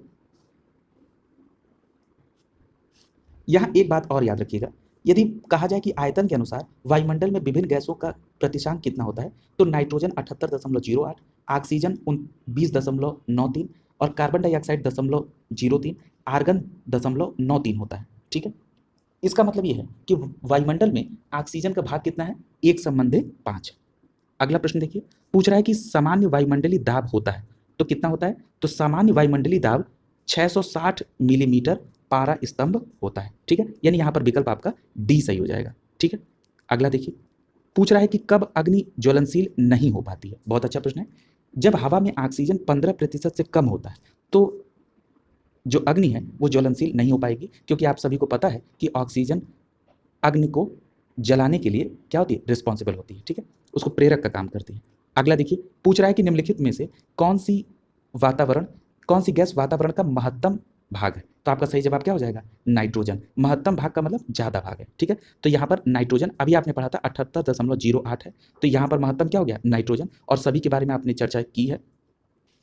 अगला है कि हवा में निम्नलिखित में से कौन सी गैस प्रधान रूप से विद्यमान होती है। ठीक है, तो वही प्रश्न सेम रिपीट हो रहा है, तो आपका सही जवाब क्या हो जाएगा, नाइट्रोजन। वह कौन सी पर्यावरणीय परत है जो विकिरण को वापस पृथ्वी पर प्रत्यावर्तित करती है। तो आपका सही जवाब क्या हो जाएगा, स्ट्रेटोस्फीयर, यानी समताप मंडल। यहाँ विकल्प ए सही हो जाएगा आपका। जरा एक बात याद रखिएगा कि पृथ्वी से निकलने वाली जो विकिरण है ये समताप मंडल से टकराकर पृथ्वी पर आ जाती हैं, जबकि आयनोस्फीयर यानी जिसको आयन मंडल कहते हैं, यहाँ से रेडियो तरंगें टकराकर वापस आती है। अगला देखिए, पूछ रहा है कि धुंध जो नमी के बड़े कणों से बना है क्या कहलाता है। तो आपका सही जवाब क्या हो जाएगा, इसको कोहरा कहते हैं। यहाँ पर विकल्प ए सही हो जाएगा। एक बात याद रखिएगा कि जो वायुमंडल की निचली परतों में एकत्रित धूल कण, धुआं या संघनित जल पिंड हैं, उन्हीं को कोहरा कहा जाता है। ठीक है, और ओसान के नीचे वायु का तापमान कम होने के पर कोहरे का निर्माण होता है, और इसमें विजिबिलिटी 1 किलोमीटर से कम होती है। अगला प्रश्न पूछ रहा है कि वायुमंडल में लगभग कितनी प्रतिशत नाइट्रोजन होती है। तो अभी आपने इसको कई बार पढ़ा है, 78.01, जो कि आपका विकल्प ए के रेशियो में आ जाएगा, 78 से 79% के बीच में। यहाँ विकल्प ए सही हो जाएगा आपका। अगला देखिए, अगला प्रश्न है, उस सबसे बड़े देश का नाम बताइए जिसकी सीमा में एक भी नदी नहीं आती। तो यहाँ पर विकल्प बी सही हो जाएगा। सऊदी अरब की देश की सीमा में एक भी नदी नहीं आती है। याद रखिएगा, सऊदी अरब के अलावा 17 ऐसे अन्य देश भी हैं जहाँ एक भी नदी नहीं है, जैसे कुछ का उदाहरण ओमान, कतर। ठीक है, यानी याद रखिएगा, ओमान, कतर, सऊदी अरब में नदी नहीं है। अगला देखिए, करा की कौन सी नदी पूर्वी चीन सागर में बहती है। तो आपका सही जवाब क्या हो जाएगा, पूर्वी चीन सागर में कौन सी नदी बहती है। तो यहाँ पर आपका सही जवाब होगा यांगसी नदी, यानी यहाँ विकल्प डी सही हो जाएगा। ठीक है, यहाँ एक बात और महत्वपूर्ण आपको जानना जरूरी है कि ये जो यांगसी नदी है ये पूर्वी चीन सागर में बहती है, और इस नदी के किनारे सभ्यता जन्म लिया, इसीलिए इसको सभ्यता का पालना घर भी कहा जाता है। ठीक है, ठीक है, याद रखिएगा इस बात को कि यांगसी नदी के किनारे सभ्यता का जन्म होने के कारण सभ्यता का पालना घर भी कहा जाता है, और यह नदी उत्तरी संघाई में बहती है। और एक और महत्वपूर्ण बात यांगसी नदी के बारे में कि यह चीन की सबसे बड़ी नदी है। ठीक है, और इसका बहाव उत्तर पश्चिम से दक्षिण पूर्व में है, और चीन की दूसरी सबसे बड़ी नदी पूछे तो वांगहो नदी, जिसको पीली नदी के नाम से भी जाना जाता है। अगला प्रश्न है, निम्नलिखित में से कौन सी नदी विषुवत रेखा को 2 बार पार करती है। तो आपका सही जवाब क्या हो जाएगा, कांगो नदी। यहाँ पर विकल्प सी सही हो जाएगा। यहाँ एक बात याद रखिएगा कि कांगो नदी, जिसको आप जायरे नदी के नाम से जानते हैं, ये अफ्रीका महाद्वीप में है। और दूसरी बात, ये बात आपने जान ली, दूसरी बात कि ये नदी नील नदी के बाद अफ्रीका की सबसे लंबी नदी है। ठीक है, और एक और बात कि यह भूमध्य रेखा को 2 बार काटती है। ठीक है, कांगो या जायरे नदी जो भूमध्य रेखा को कितने बार काटती है, 2 बार काटती है। ठीक है, इसके अलावा यदि दक्षिण अफ्रीका के लिम्पोपो नदी की बात करें तो ये नदी मकर रेखा को 2 बार काटती है। देखिए, परीक्षा के दृष्टिकोण से ये फैक्ट बहुत इंपॉर्टेंट है। और अगर हम भारत की माही नदी के बारे में बात करें तो ये कर्क रेखा को 2 बार काटती है। अगला देखिए, पूछ रहा है कि डैन्यूब नदी का उद्गम किस देश में हुआ। तो आपका सही जवाब होगा जर्मनी में। ठीक है, यानी जर्मनी देश में ब्लैक फॉरेस्ट के पहाड़ों से इसका शुरुआत हुआ, किसका, डैन्यूब नदी का। यानी यहाँ पर विकल्प क्या सही हो जाएगा, बी सही हो जाएगा। ठीक है, जर्मनी। अब एक बात याद रखिएगा, ये जो डैन्यूब नदी है ये काला सागर में जाकर मिलती है, और डैन्यूब नदी वोल्गा नदी के बाद यूरोप की दूसरी सबसे लंबी नदी है। यहाँ पर एक फैक्ट और आपको अपडेट हो गया कि यूरोप की सबसे लंबी नदी कौन है? वोल्गा नदी। और वोल्गा नदी के बाद डैन्यूब नदी यूरोप की दूसरी सबसे लंबी नदी है। अगर हम डैन्यूब नदी की लंबाई की बात करें तो 2842 किलोमीटर है, और ये 10 देशों से होकर गुजरती है। अगला प्रश्न है, यूरोप में कितने देश हैं? तो आपका सही जवाब क्या हो जाएगा? विकल्प सी सही हो जाएगा। यूरोप में 44 देश हैं। ठीक है, यहाँ एक बात और याद रखिएगा कि यूरोप महाद्वीप छठवां सबसे बड़ा महाद्वीप है, और यूरोप के दो देश रूस और तुर्की, ये दोनों ऐसे देश हैं जिनका हिस्सा यूरोप के साथ साथ एशिया में भी है। अगला है माले की राजधानी। तो आपका सही जवाब क्या हो जाएगा? माले किसकी राजधानी है? तो माले मालदीव की राजधानी, यानी विकल्प आपका यहाँ पर बी सही हो जाएगा। यहाँ एक बात याद रखिएगा कि ये जो मालदीव है ये हिंद महासागर में स्थित प्रवाल द्वीपों का एक समूह है, जिसमें 1192 टापू हैं, जिस पर 200 बस्तियाँ हैं। और अभी हमने आपको बताया कि मालदीव की राजधानी माले है। ठीक है, और इस देश की जो भाषा है वो क्या है? धिवेही, यानी माही है। धिवेही भी याद रखेंगे, और कुछ लोग यहाँ पर हिंदी भाषी भी हैं। अगला देखिए, पूछ रहा है कि वेनिस शहर जो नहरों और पुलों से युक्त है निम्नलिखित में से किस देश में स्थित है? ठीक है, तो आपका सही जवाब क्या हो जाएगा? वेनिस शहर कहाँ पर स्थित है? तो आपका सही जवाब होगा इटली में, यानी यहाँ पर विकल्प डी सही हो जाएगा। ये कहाँ पर है? इटली में। और एक बात और याद रखिएगा, अगर ये पूछा जाए कि वेनिस शहर किस सागर के किनारे, तो ये एड्रियाटिक सागर के किनारे है। ठीक है, तो दोनों बातें याद रखेंगे। पूछ रहा है कि निम्नलिखित में से कौन सी भूमि किसी भी देश के स्वामित्व में नहीं? बहुत अच्छा प्रश्न है। यहाँ पर विकल्प बी सही हो जाएगा, अंटार्कटिका। ठीक है, आइए जरा इसको विस्तार से समझते हैं। याद रखिएगा, दो भूमि क्षेत्र हमने आपको बताया कि वो किसी के स्वामित्व में नहीं है। कौन कौन सा? मैरी बर्ड लैंड, और दूसरा है बीर तविल ट्राइंगल। फिर नाम रिपीट कर रहा हूँ, पहला नाम देखिए लिखा है मैरी बर्ड लैंड, और दूसरा लिखा है बीर तविल ट्राइंगल। ये दो भूमि ऐसी है पृथ्वी पर जो किसी भी देश के स्वामित्व में नहीं है, और इस पर कोई देश दावा नहीं करता है। अब देखिए कैसे वहाँ पे अंटार्कटिका सही हुआ था। ये जो मैरी बर्ड लैंड है ये अंटार्कटिका का ही हिस्सा है, और वो इतना दूर है कि इस पर कोई अपना दावा नहीं करता है। ठीक है, तो इसलिए अंटार्कटिका आपका ऑप्शन सही हुआ था। अगला है, निम्नलिखित में से कौन सा शहर पश्चिमी ऑस्ट्रेलिया की राजधानी? तो आपका सही जवाब क्या हो जाएगा? यहाँ पर विकल्प आपका बी सही हो जाएगा, पर्थ। ठीक है, यहाँ पर विकल्प बी सही हो जाएगा। ये जान लीजिए कि ये जो ऑस्ट्रेलिया है ये एकमात्र ऐसा देश है जो पूरे महाद्वीप पर फैला हुआ है, इसीलिए इसको द्वीपीय महाद्वीप भी कहते हैं। और ऑस्ट्रेलिया सबसे छोटा महाद्वीप है, ये आप जानते हैं। और ये पूरा महाद्वीप दक्षिणी गोलार्ध में स्थित है। इसे प्यासी भूमि का देश भी कहा जाता है। यदि हम ऑस्ट्रेलिया की खोज की बात करें तो 1768 में इंग्लैंड के कैप्टन कुक ने इसकी खोज की थी। और अभी हमने आपको बताया कि पश्चिमी ऑस्ट्रेलिया की राजधानी पर्थ और ऑस्ट्रेलिया की राजधानी क्या है? कैनबरा है। ठीक है, ये दो बातें याद रखेंगे। ऑस्ट्रेलिया के बारे में एक और महत्वपूर्ण बात कि यदि पूछा जाए कि यहाँ सोने की खानें कौन सी हैं, तो कालगुर्गी और कूल गार्डी जो है ये यहाँ की सोने की खान है। और देश में जो ग्रेट बैरियर रीफ है ये एक प्रवाल भित्ति है जो कि विश्व प्रसिद्ध है। और कोसियुस्को जो है यहाँ की सबसे ऊंची चोटी है। और टारस जल संधि जो है ये ऑस्ट्रेलिया को न्यू गिनी के बीच में है, यानी जो ऑस्ट्रेलिया और न्यू गिनी के बीच में टारस जल संधि है। ठीक है, तो ये बात आप समझ गए होंगे। अगला देखिए, पूछ रहा है निम्नलिखित में से सर्वाधिक सीमाओं वाला देश कौन सा है? तो यहाँ पर आपका सही जवाब क्या हो जाएगा? चीन सही हो जाएगा। यहाँ पर विकल्प ए सही हो जाएगा। अब देखिए याद रखिएगा, चीन जो है ये 14 देशों के साथ सीमा बनाता है। जरा उनके नाम देख लीजिए, उत्तरी कोरिया, रूस, Mongolia, Kyrgyzstan, Kazakhstan, Tajikistan, Afghanistan, Bharat, Pakistan, Nepal, Bhutan, Myanmar, Laos और वियतनाम। ये भी याद रखेंगे। अगला है, दुनिया का सबसे छोटा देश कौन सा है? तो आपका सही जवाब हो जाएगा वेटिकन सिटी, यानी यहाँ पर विकल्प बी सही हो जाएगा आपका। ठीक है, अगला देखिए, पूछ रहा है कि ग्रेनेडा स्थित है। तो ग्रेनेडा कहाँ पर स्थित है? तो ये कैरेबियन सागर में स्थित है। ठीक है, यहाँ पर विकल्प क्या सही हो जाएगा? बी सही हो जाएगा आपका। यहाँ एक बात और याद रखिएगा, इसकी राजधानी कहाँ पर है? तो इसकी राजधानी सेंट जॉर्ज है। ठीक है, अगला प्रश्न है, स्वीडन की राजधानी का नाम क्या है? तो स्वीडन की राजधानी का नाम क्या है? स्टॉकहोम, यानी यहाँ पर विकल्प ए सही हो जाएगा। एक बात याद रखिएगा कि स्वीडन की राजधानी स्टॉकहोम, अगर स्विट्जरलैंड की राजधानी पूछा जाए तो बर्न, लग्जमबर्ग की राजधानी लग्जमबर्ग नगर, और स्पेन की राजधानी कहाँ पर है? मैड्रिड। अगला प्रश्न है, निम्नलिखित में से कौन सा यूरोपीय देश है? तो आपका सही जवाब क्या हो जाएगा? विकल्प ए, बुल्गारिया जो है ये यूरोपीय देश है। यहाँ पर विकल्प ए सही हो जाएगा। याद रखिएगा, बुल्गारिया की राजधानी कहाँ पर है? तो सोफिया है। इसके अतिरिक्त जो ऑप्शन में दिए गए हैं, सूडान, बेनिन या घाना, ये सभी अफ्रीका महाद्वीप के देश हैं। अगला प्रश्न है, अजरबैजान जो कभी सोवियत संघ का हिस्सा था, निम्नलिखित में से कौन सी उसकी राजधानी है? तो आपका सही जवाब क्या हो जाएगा? यहाँ विकल्प सी सही हो जाएगा, अजरबैजान की राजधानी बाकू है। अगला प्रश्न देखिए, और ये 1991 तक सोवियत संघ का हिस्सा था और इसका तटीय भाग जो है ये कैस्पियन सागर से लगा हुआ है।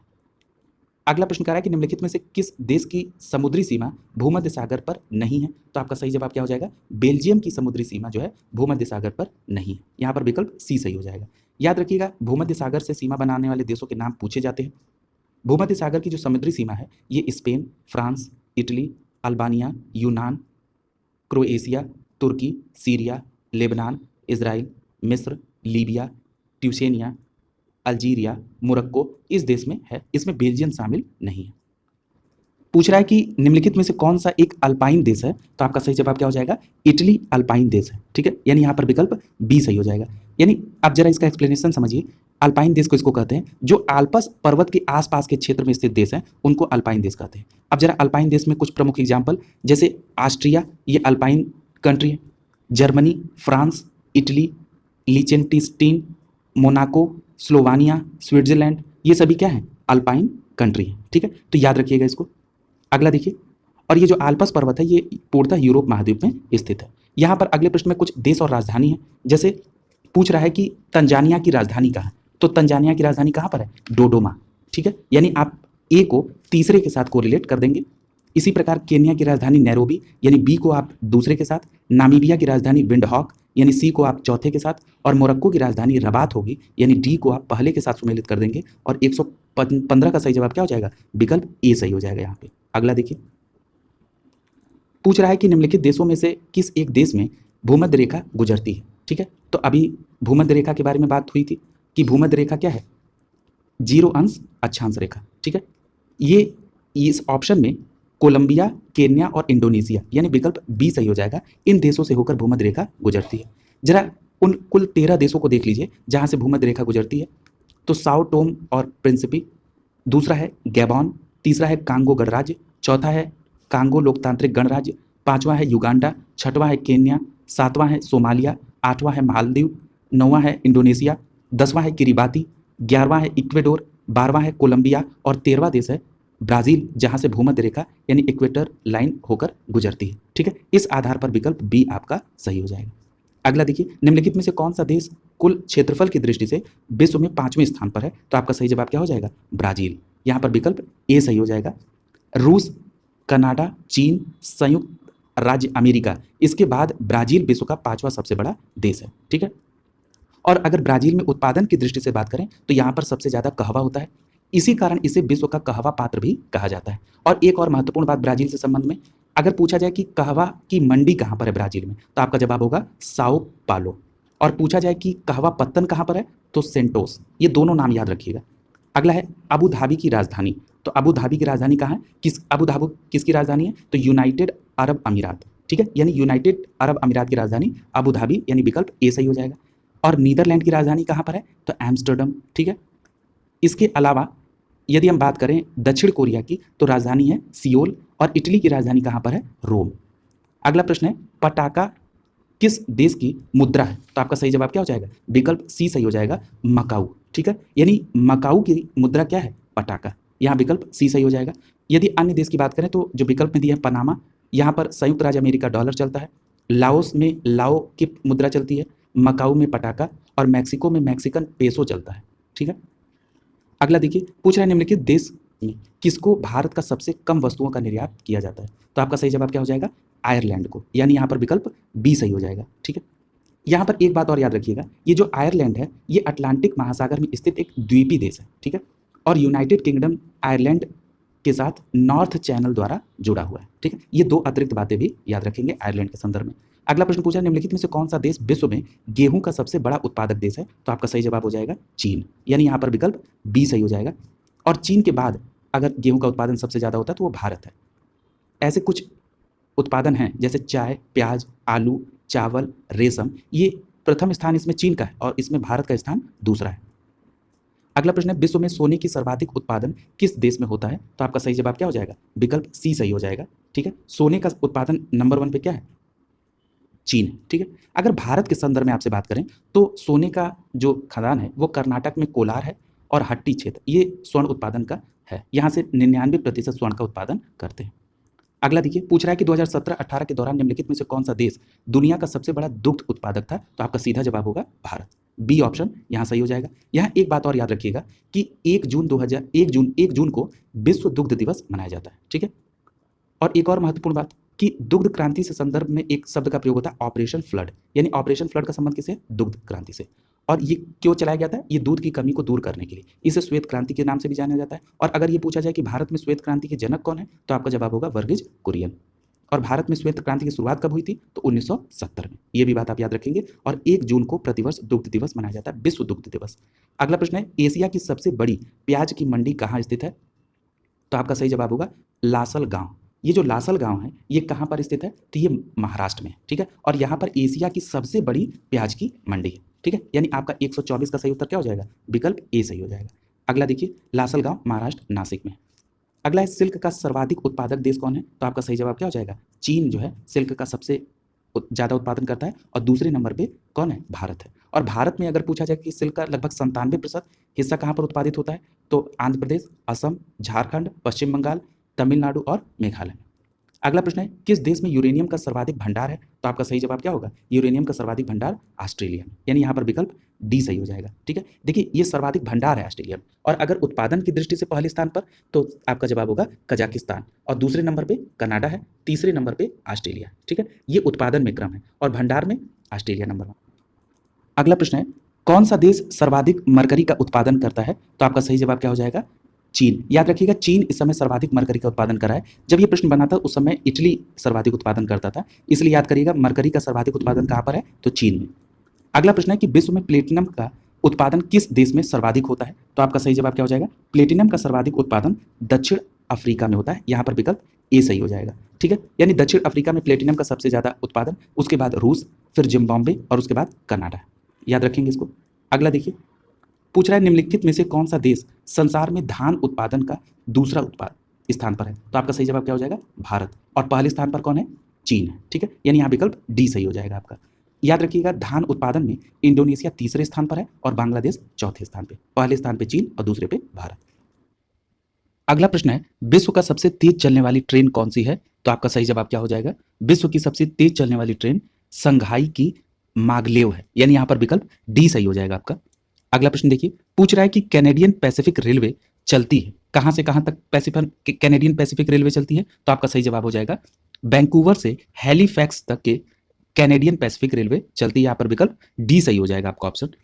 यहाँ पर कुछ बात याद रख लीजिए। अभी आपने ये जाना कि कैनेडियन पैसिफिक रेलवे वैंकूवर और हैलिफैक्स के मध्य चलती है। ये मार्ग कनाडा के पूर्वी सिरे पर स्थित सेंट जॉन नगर से पश्चिम में स्थित वैंकूवर से इसको जोड़ता है। दूसरी बात कि यह मॉन्ट्रियल, ओटावा और विनिपेग ये नगरों को भी ये जोड़ती है। और एक बात और याद रखिएगा, विनिपेग जो है विश्व की सबसे बड़ी गेहूं मंडी है। और इसी के लगभग समानांतर कैनेडियन नेशनल रेलवे मार्ग चल है, जो कि पूर्वी में हैलिफैक्स नगर को और पश्चिम में प्रिंस रूपर्ट नगर को जोड़ता है। तो इन दोनों बातों को आप याद रखेंगे। अगला है, ग्लेशियर एक्सप्रेस निम्नलिखित में से किस देश की प्रसिद्ध रेलगाड़ी है? तो आपका सही जवाब क्या हो जाएगा? Glacier express. ये विकल्प डी सही हो जाएगा, स्विट्जरलैंड की, ठीक है। ये जो ग्लेशियर एक्सप्रेस है ये स्विट्जरलैंड की प्रसिद्ध रेलगाड़ी है और ये स्विस आल्प्स के केंद्र में जर्मर्ट और सेंट मोरिट्ज इन दो प्रमुख पर्वत रिसॉर्ट्स को आपस में जोड़ती है, ठीक है। इन दोनों को याद करेंगे। अगला प्रश्न है विविध से संबंधित, शुष्क हवा सांता आना कहाँ बहती है? तो आपका सही जवाब क्या हो जाएगा? शुष्क हवा सांता आना कैलिफोर्निया में बहती है, ठीक है। यानी इस प्रश्न का सही जवाब क्या हो जाएगा? विकल्प डी आपका सही जवाब हो जाएगा। अगला देखिए, एक बात और याद रखिएगा यहाँ पर सांता आना से संबंधित, जो कि शुष्क हवा है, ये गर्म हवा होती है और ये धूल भरी हवा होती है, ठीक है। और ये शीत ऋतु और बसंत ऋतु में अक्सर बहती है और इसका प्रभाव तटीय दक्षिण कैलिफोर्निया पर और पश्चिमी अमेरिका के ग्रेट बेसिन पर पड़ता है, ठीक है। और याद रखिएगा, इसे कैलिफोर्निया की शैतानी हवाओं के रूप में जाना जाता है। अगला देखिए, पूछ रहा है कि माउंट एवरेस्ट पर पहली बार चढ़ाई किस वर्ष में की गई थी? तो आपका सही जवाब होगा 1953 में, यानी विकल्प आपका बी सही हो जाएगा। याद रखिएगा, 1953 में पहली बार माउंट एवरेस्ट पर शेरपा तेंजिंग नार्गे और एडमंड हिलेरी इन्होंने इस पर फतेह हासिल की थी। यदि प्रथम भारतीय महिला के बारे में बात की जाए जिन्होंने एवरेस्ट पर चढ़ाई की थी, तो नाम है बछेंद्री पाल। और यदि पूछा जाए कि वो कौन थी जिन्होंने कृत्रिम पैरों से एवरेस्ट की चढ़ाई पूरी की, तो आपका जवाब होगा अरुणिमा सिन्हा। अगला प्रश्न है, देशांतरण किस क्षेत्र की आबादी की संख्या, विस्तार और संयोजन को बदल देता है? तो आपका सही जवाब क्या होगा? प्रस्थान और आगमन दोनों क्षेत्र की आबादी की संख्या, विस्तार और संयोजन को देशांतरण बदल देता है। यहाँ पर विकल्प सी आंसर हो जाएगा। अगला प्रश्न है, निम्नलिखित में से किस चट्टानों के स्तरों में खनिज निक्षेपण और संचित होते हैं? तो आपका सही जवाब क्या होगा? अवसादी चट्टानों में। ठीक है, यहाँ पर विकल्प ए सही हो जाएगा। जरा इसको और समझते हैं। पृथ्वी के क्रस्ट में मिलने वाले सभी प्रकार के मुलायम या कठोर पदार्थ जो हैं वो चट्टान कहे जाते हैं और इनमें विभिन्न प्रकार के खनिज मिश्रित होते हैं। निर्माण विधि के आधार पर इन चट्टानों के 3 भागों में बांटा गया। एक है आग्नेय चट्टान, दूसरा है अवसादी और तीसरा है रूपांतरित। यदि हम प्रश्न में जो अवसादी चट्टान कहा था, इसका निर्माण की बात करें तो ये आग्नेय और रूपांतरित चट्टानों के अपरदन और निक्षेपण के फलस्वरूप बनता है। इसमें जैविक अवशेष जो है ये भी योगदान करते हैं और इन चट्टानों के स्तरों में ही खनिज निक्षेपण और संचित होते हैं। अगला देखिए, पूछ रहा है कि दुनिया की सबसे तंग घाटी कौन सी है? ठीक है, तो आपका सही जवाब क्या हो जाएगा? यहां पर विकल्प डी सही हो जाएगा, द ग्रैंड कैनियन। ठीक है, यानी डी विकल्प सही हो जाएगा। द ग्रैंड कैनियन जो है ये घाटी संयुक्त राज्य अमेरिका के एरिजोना राज्य से होकर बहने वाली कोलोराडो नदी की धारा पर बनी एक तंग घाटी है। ठीक है, समझ में आ गया। और इसकी लंबाई तो 446 किलोमीटर और गहराई देखेंगे तो 6000 फीट है। ठीक है, यानी यहां पर विकल्प आपका डी सही हो जाएगा। अगला प्रश्न है, भूतापी पूर्वेक्षण यानी जियोथर्मल प्रोस्पेक्टिंग में हाल ही के दशकों में निम्नलिखित में से किस प्रकार की साउंडिंग का विस्तृत उपयोग किया गया है? तो आपका सही जवाब क्या हो जाएगा? स्लमबर्गर साउंडिंग, यानी कि विकल्प डी सही हो जाएगा इसमें आपका। ठीक है, अगला देखिए, पूछ रहा है कि 1980 के अंतिम वर्षों में भूतापी अन्वेषण में प्रयुक्त विकसित और संशोधित प्रतिरोध उपायों में हाल ही में निम्नलिखित में से किस विकल्प को शामिल किया गया है? तो आपका सही जवाब क्या हो जाएगा? टीईएम साउंडिंग को, यानी विकल्प बी सही हो जाएगा आपका। इसमें एक बात और आपको याद रखनी होगी कि जो भूमिगत परतों की विद्युत प्रतिरोधकता है वो कई 100 मीटर की गहराई तक टीईएम का उपयोग करके मापा जाता है। ठीक है, अगला देखिए, पूछ रहा है कि 140 अंश नॉर्थ अक्षांश किस किस के बीच सीमांकन करता है? तो ये प्रश्न डिस्प्यूटेड है क्योंकि 140 अंश नॉर्थ अक्षांश रेखा ग्लोबल है ही नहीं। ठीक है, इसलिए डिस्प्यूटेड हो गया। यहां विश्व की कुछ प्रमुख अंतर्राष्ट्रीय सीमा रेखा के बारे में दिया है, जरा इनको आप देख लें। जैसे डूरंड रेखा भारत और अफगानिस्तान के बीच भी आता है और पाकिस्तान और अफगानिस्तान, ये ऑप्शन पर डिपेंड होगा। मैकमोहन रेखा भारत और चीन के बीच, रेडक्लिफ रेखा भारत और पाकिस्तान के बीच, हिंडनबर्ग रेखा जर्मनी और पोलैंड के बीच, मैनहिरम रेखा ये रूस और फिनलैंड के बीच, मैगिनॉट रेखा फ्रांस और जर्मनी के बीच, 17वीं समानांतर रेखा उत्तरी वियतनाम और दक्षिणी वियतनाम के बीच, 20वीं समानांतर रेखा लीबिया और सूडान के बीच, 22वीं समानांतर रेखा मिस्र और सूडान के बीच, 24वीं समानांतर रेखा भारत और पाकिस्तान यानी कच्छ के बीच, 25वीं समानांतर रेखा मॉरिटानिया और माली के बीच, 31वीं समानांतर रेखा ईरान और इराक के बीच, 38वीं समानांतर रेखा उत्तरी कोरिया और दक्षिणी कोरिया के बीच और 49वीं समानांतर रेखा यानी 49वीं समानांतर रेखा अमेरिका और कनाडा के बीच। इसके अलावा 141वीं पश्चिमी देशांतर रेखा ये अलास्का यानी यूएसए और कनाडा के बीच, 49वीं समानांतर रेखा यानी 49वीं समानांतर रेखा अमेरिका और कनाडा के बीच, ओडरनीसे रेखा जर्मनी और पोलैंड के बीच, सिगफ्राइड रेखा जर्मनी और फ्रांस के बीच, ये भी याद रखेंगे। अगला प्रश्न है, भारत और श्रीलंका को अलग करने वाली जल राशि कौन सी है? ठीक है, तो भारत और श्रीलंका को अलग करने वाली जल राशि पाक जल संधि है। यहां पर विकल्प सी सही हो जाएगा आपका। याद रखिएगा, अगर पूछा जाए 10 डिग्री चैनल तो छोटा अंडमान और निकोबार को अलग करता है। 8 डिग्री चैनल मालदीव और लक्षद्वीप को के मध्य से होकर गुजरता है। अगला है, यहाँ भारत के संदर्भ में जब आप भारत का भूगोल देखेंगे तो उसको और यहाँ पर डिटेल में चर्चा ली जाएगी। मार्च 2019 तक उपलब्ध जानकारी के अनुसार इन 4 देशों दक्षिणी सूडान, लीबिया, यमन और ग्रीस में निम्नलिखित में से कौन सी बात सामान्य है? तो आपका सही जवाब क्या होगा? विकल्प डी, इन सभी में औसतन 10 साल की नकारात्मक आर्थिक वृद्धि हुई थी। ये मार्च 2019 के संदर्भ में करंट की बात थी। अगला कह रहा है कि संघनन जल चक्र की प्रक्रियाओं में से एक है। संघनन के बारे में निम्नलिखित में से कौन सा कथन सत्य है? यहाँ एक बात आपसे मैं बताऊं, आप ये जल चक्र के बारे में कई बार ये बात हुई है, तो जल चक्र आप समझ रहे होंगे कि जल चक्र क्या होता है। जैसे जल का वाष्पीकरण होकर फिर संघनन, फिर बादल का निर्माण, फिर वर्षा, फिर जल बनना, फिर वाष्पीकृत होना, इसी प्रक्रिया को जल चक्र कहते हैं। ठीक है, अब ये कह रहा है कि जल चक्र में संघनन के बारे में इसमें कौन सा कथन ए सही हो जाएगा? वाष्प अवस्था को तरल अवस्था में बदला जाता है। ठीक है, यहाँ पर विकल्प क्या होगा कि एक निश्चित ताप पर वाष्प का द्रव में बदलना ही क्या कहलाता है? संघनन कहलाता है। विकल्प ए सही हो जाएगा यहाँ पे। अगला करें, निम्नलिखित में से कौन सा एक चक्र पृथ्वी पर मौसम के पैटर्न का एक महत्वपूर्ण पहलू है? तो आपका सही जवाब क्या हो जाएगा? जल चक्र। ठीक है, और अभी हमने आपको जल चक्र के बारे में बताया भी, ऑप्शन यहाँ पर बी सही हो जाएगा। ठीक है, और याद रखिएगा ये पृथ्वी के संपूर्ण पर्यावरण रूपी पारिस्थितिक तंत्र में एक भू जैव रसायन चक्र का उदाहरण है, ठीक है। और पृथ्वी पर जल का जो वितरण है वो कहाँ कहाँ है, धरातली है, वायुमंडलीय है, समुद्री और भूगर्भिक है। अगला प्रश्न पूछ रहा है एक्वीफर यानी जल भृत क्या है, तो आपका सही जवाब क्या हो जाएगा, भौम जल स्तर के नीचे संतृप्त क्षेत्र को ही एक्वीफर कहा जाता है, यानी विकल्प यहां पर ए सही हो जाएगा आपका। अगला देखिए, अगला प्रश्न पूछ रहा है कि मैक्सिको की खाड़ी किसके द्वारा अटलांटिक महासागर से जुड़ी है, तो आपका सही जवाब क्या हो जाएगा, यहां पर विकल्प ए सही हो जाएगा, फ्लोरिडा, ठीक है। यानी कि मैक्सिको की खाड़ी फ्लोरिडा जल संधि द्वारा अटलांटिक महासागर से जुड़ी है, यानी विकल्प ए सही हो जाएगा। अगला प्रश्न देखिए, और एक और महत्वपूर्ण बात याद रखिएगा कि ये दक्षिण पूर्वी संयुक्त राज्य अमेरिका के पास एक बड़ा सागर बेसिन है। अगला है निम्नलिखित में से विकल्पों में से जल चक्र के संदर्भ में कौन सा कथन गलत है। अब यहाँ गलत कथन को पहचानना है, तो आपका यहाँ पर विकल्प बी देखिए जरा, जल वाष्प केवल वाष्पोत्सर्जन के माध्यम से ही वायुमंडल में आती है, ठीक है। ये सीधा सीधा गलत स्टेटमेंट है, ठीक है। यानी ऑप्शन यहाँ पर क्या हो जाएगा, बी हो जाएगा। बाकी जल चक्र के बारे में सभी कथन सही है। अगला देखिए, अगला प्रश्न है कि असंगत मिलान को खोजें। यहाँ पहला दिया है कि दुनिया की सबसे बड़ा प्राणी कौन सा है, तो यहाँ दिया ब्लू व्हेल, बिल्कुल सही है। दुनिया में सबसे बड़ा डेल्टा, तो सुंदरबन डेल्टा जो कि बांग्लादेश और भारत में, ये भी सही है। अगला कह रहा है कि दुनिया में सबसे गहरी झील, और कह रहा है सुपीरियर झील, ये गलत दिया है, क्योंकि सुपीरियर झील जो है ये विश्व में सबसे बड़ी ताजे पानी की झील है। और अगर बात करें विश्व की सबसे गहरी झील की, तो कौन सी झील है, बैकाल झील। और ये बैकाल झील कहाँ पर स्थित है, तो ये एशिया महाद्वीप में स्थित है, ठीक है। और अगला है दुनिया में सबसे बड़ा रेगिस्तान, तो ये सहारा मरुस्थल, ये बिल्कुल सही है, अफ्रीका में है। यहाँ पर ये है, यहाँ पर आंसर हो जाएगा सी, ठीक है। अगला देखिए, पूछ रहा है कि अंतर्राष्ट्रीय चावल अनुसंधान संस्थान कहाँ पर स्थित है, तो आपका सही जवाब होगा मनीला, यानी ये जो फिलीपींस की राजधानी मनीला है, यहाँ पर अंतर्राष्ट्रीय चावल अनुसंधान संस्थान है।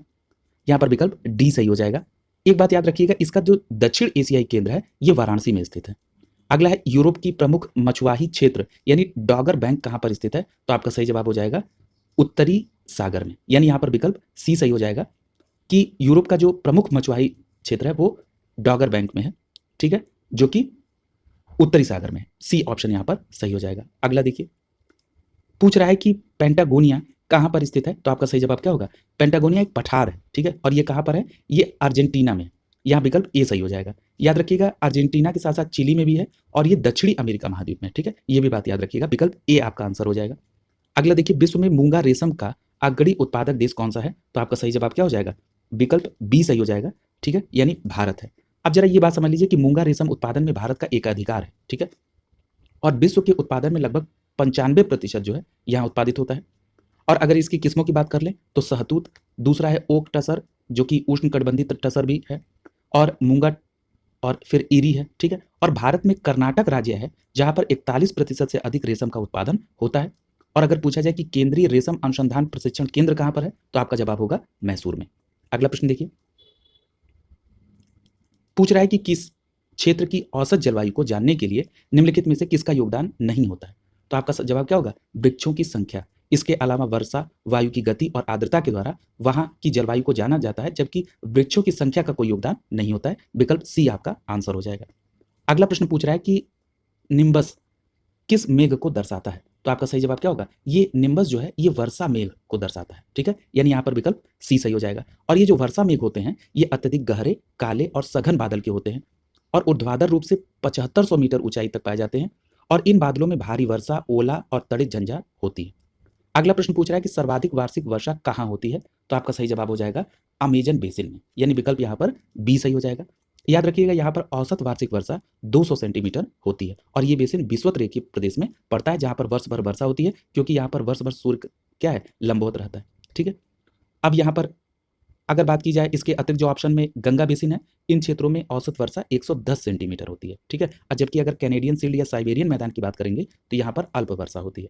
अगला प्रश्न है, बारिश की छाएं तब बनती हैं जब हवाएं नमी को ऊपर उठाने के लिए तेजी से बढ़ती हैं। जहां हवा ठंडी होती है और वर्षा और बर्फ के रूप में अपनी नमी को वेग से नीचे गिराने के लिए संघनित होती है, तो इनमें से कौन सा वर्षा छाया प्रभाव नहीं बनता है, तो आपका सही जवाब क्या होगा, भूमध्य सागरीय तट क्षेत्र में। पूछ रहा है कि निम्नलिखित में कौन सा वर्षा छाया प्रभाव नहीं बनता, तो भूमध्य सागरीय क्षेत्र में। याद रखिएगा जो भूमध्य सागरीय का तटीय क्षेत्र है, यहाँ पर वर्षा छाया प्रभाव नहीं पाया जाता है। भूमध्य सागरीय वर्षा की जो पेटी है ये 30 अंश से 40 अंश अक्षांशों में पाई जाती है और यहाँ पर वार्षिक वर्षा 100 सेंटीमीटर। और एक और महत्वपूर्ण बात कि यहाँ ग्रीष्म ऋतु में शुष्क और सर्दियों में वर्षा होती है। शीतकालीन में जो वर्षा है ये पछुआ पवनों और चक्रवातों के कारण होती है। इसलिए इस प्रश्न का सही जवाब क्या हो जाएगा? विकल्प सी सही हो जाएगा आपका। ठीक है, इस प्रकार आपने यहाँ पर प्रश्नों को कंप्लीट कर लिया। विश्व के भूगोल में जितने भी प्रीवियस ईयर के प्रश्न थे उनको विस्तृत व्याख्या के साथ आपने यहाँ पर कंप्लीट किया। अगले चरण में आप भारत के भूगोल के प्रश्नों को देखेंगे। आप अपनी तैयारी को सतत जारी रखें। शुभकामनाओं के साथ आप सभी का बहुत बहुत धन्यवाद।